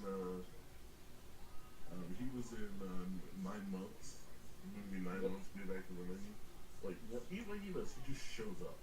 Like he was in Skyrim. He was in God. He was in what was it? He's in Dragon Ball Super too. That was the other one I was trying to remember. That was a good one. Yeah, he's magenta. Which like he's like wait what? Why is he in Dragon Ball Super? Because what? You know what? If you got a talented voice actor, might as well use him. So yeah, he's for cheap. Well, since I shaved my head, a lot of people like, are you gonna cosplay as Krillin now? Oh God. I love Krillin. Yeah, I can't do that. So when I shave my head, it's always Morpheus for me. Morpheus. Shout Nice. out. No, so Halo knows in real life, and that's what I'm shout out. Oh man. Like, it's always Morpheus. That was my old standby cosplay when I was a kid. I've only been to Frisco one other time, and that was for FC Dallas game. Fair enough. I go there for events. Where did he go? Although I did live there for a short time. I'm just regrowing my hair, but I'm still kind of bald. But still regrowing.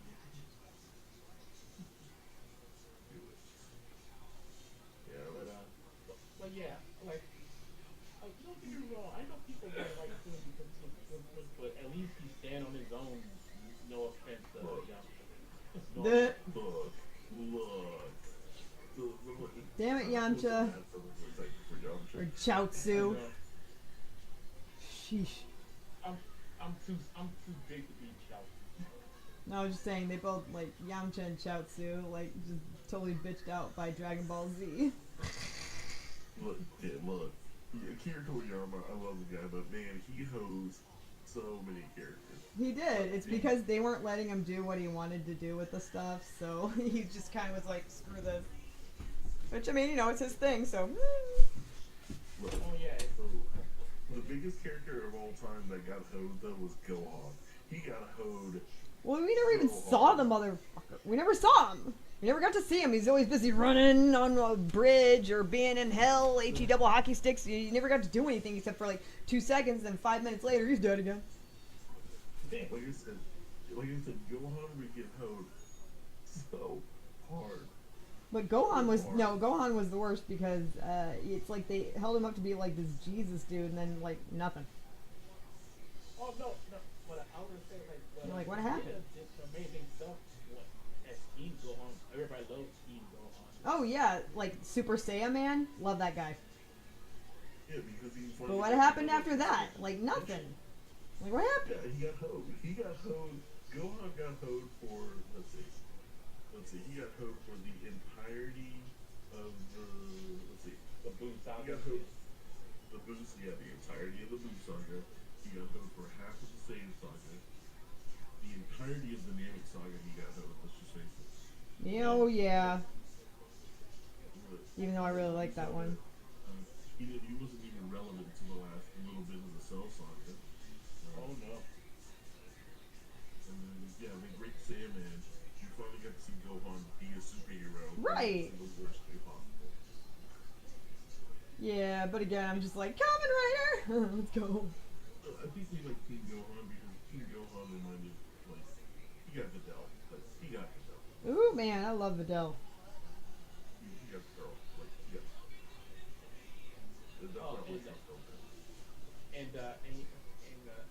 since I'm starting to get up there, you want to know what other costume I'm working on? Huh. If you say Roshi, I swear to God. I'm working on not Roshi. Roshi's been done to death. I'm working Agreed. on my boy. What's his name? Hold on, it's gonna come to me. Hold on. He's your boy, you forgot his name? Ah! Count it!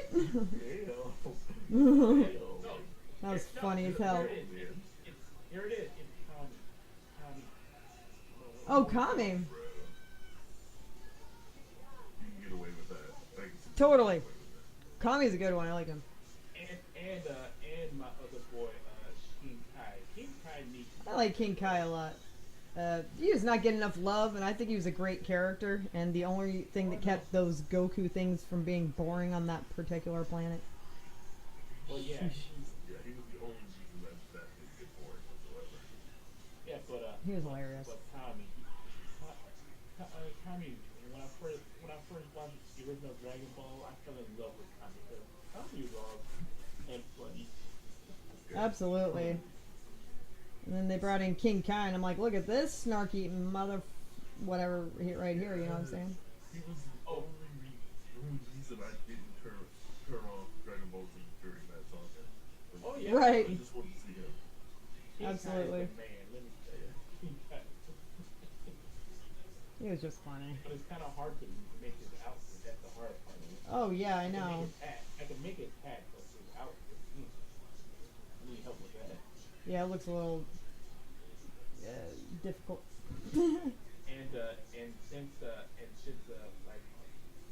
Since yesterday, like on Tuesday, when me and my friend, it was Tuesday.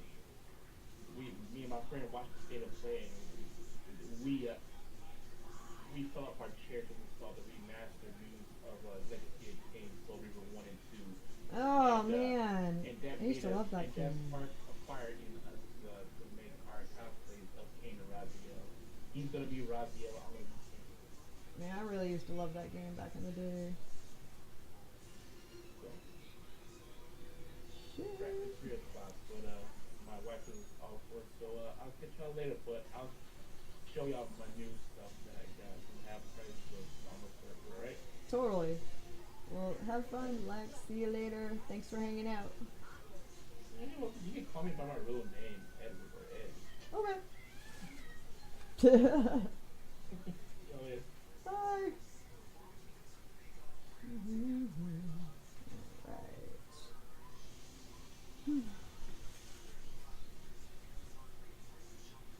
Oof, this background is like so complicated on here. Like, ugh. Trying to like uncomplicate it, but it's not easy. Not easy at all. Oh boy. Okay.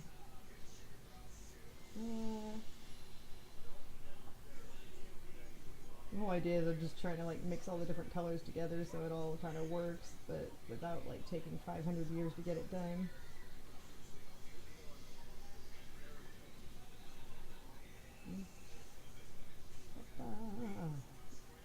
Jeez. Let's see.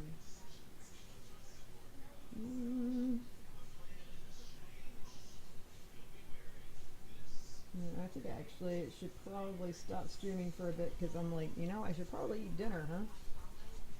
But, I mean, I think the stream went pretty well. I mean, I appreciate everybody that showed up. It's pretty awesome. Way more people showed up than I expected, so thank you.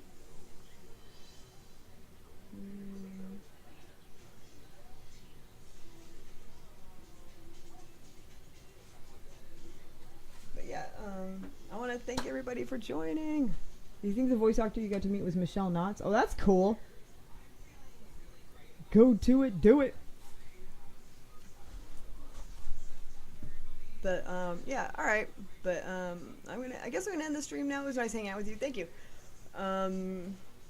My stream's still kind of like messed up, so I don't know how to like raid people. So I'm just gonna end the stream. But I love you guys. Thanks for joining, and check out HalloweenMan and collected comics at Keller.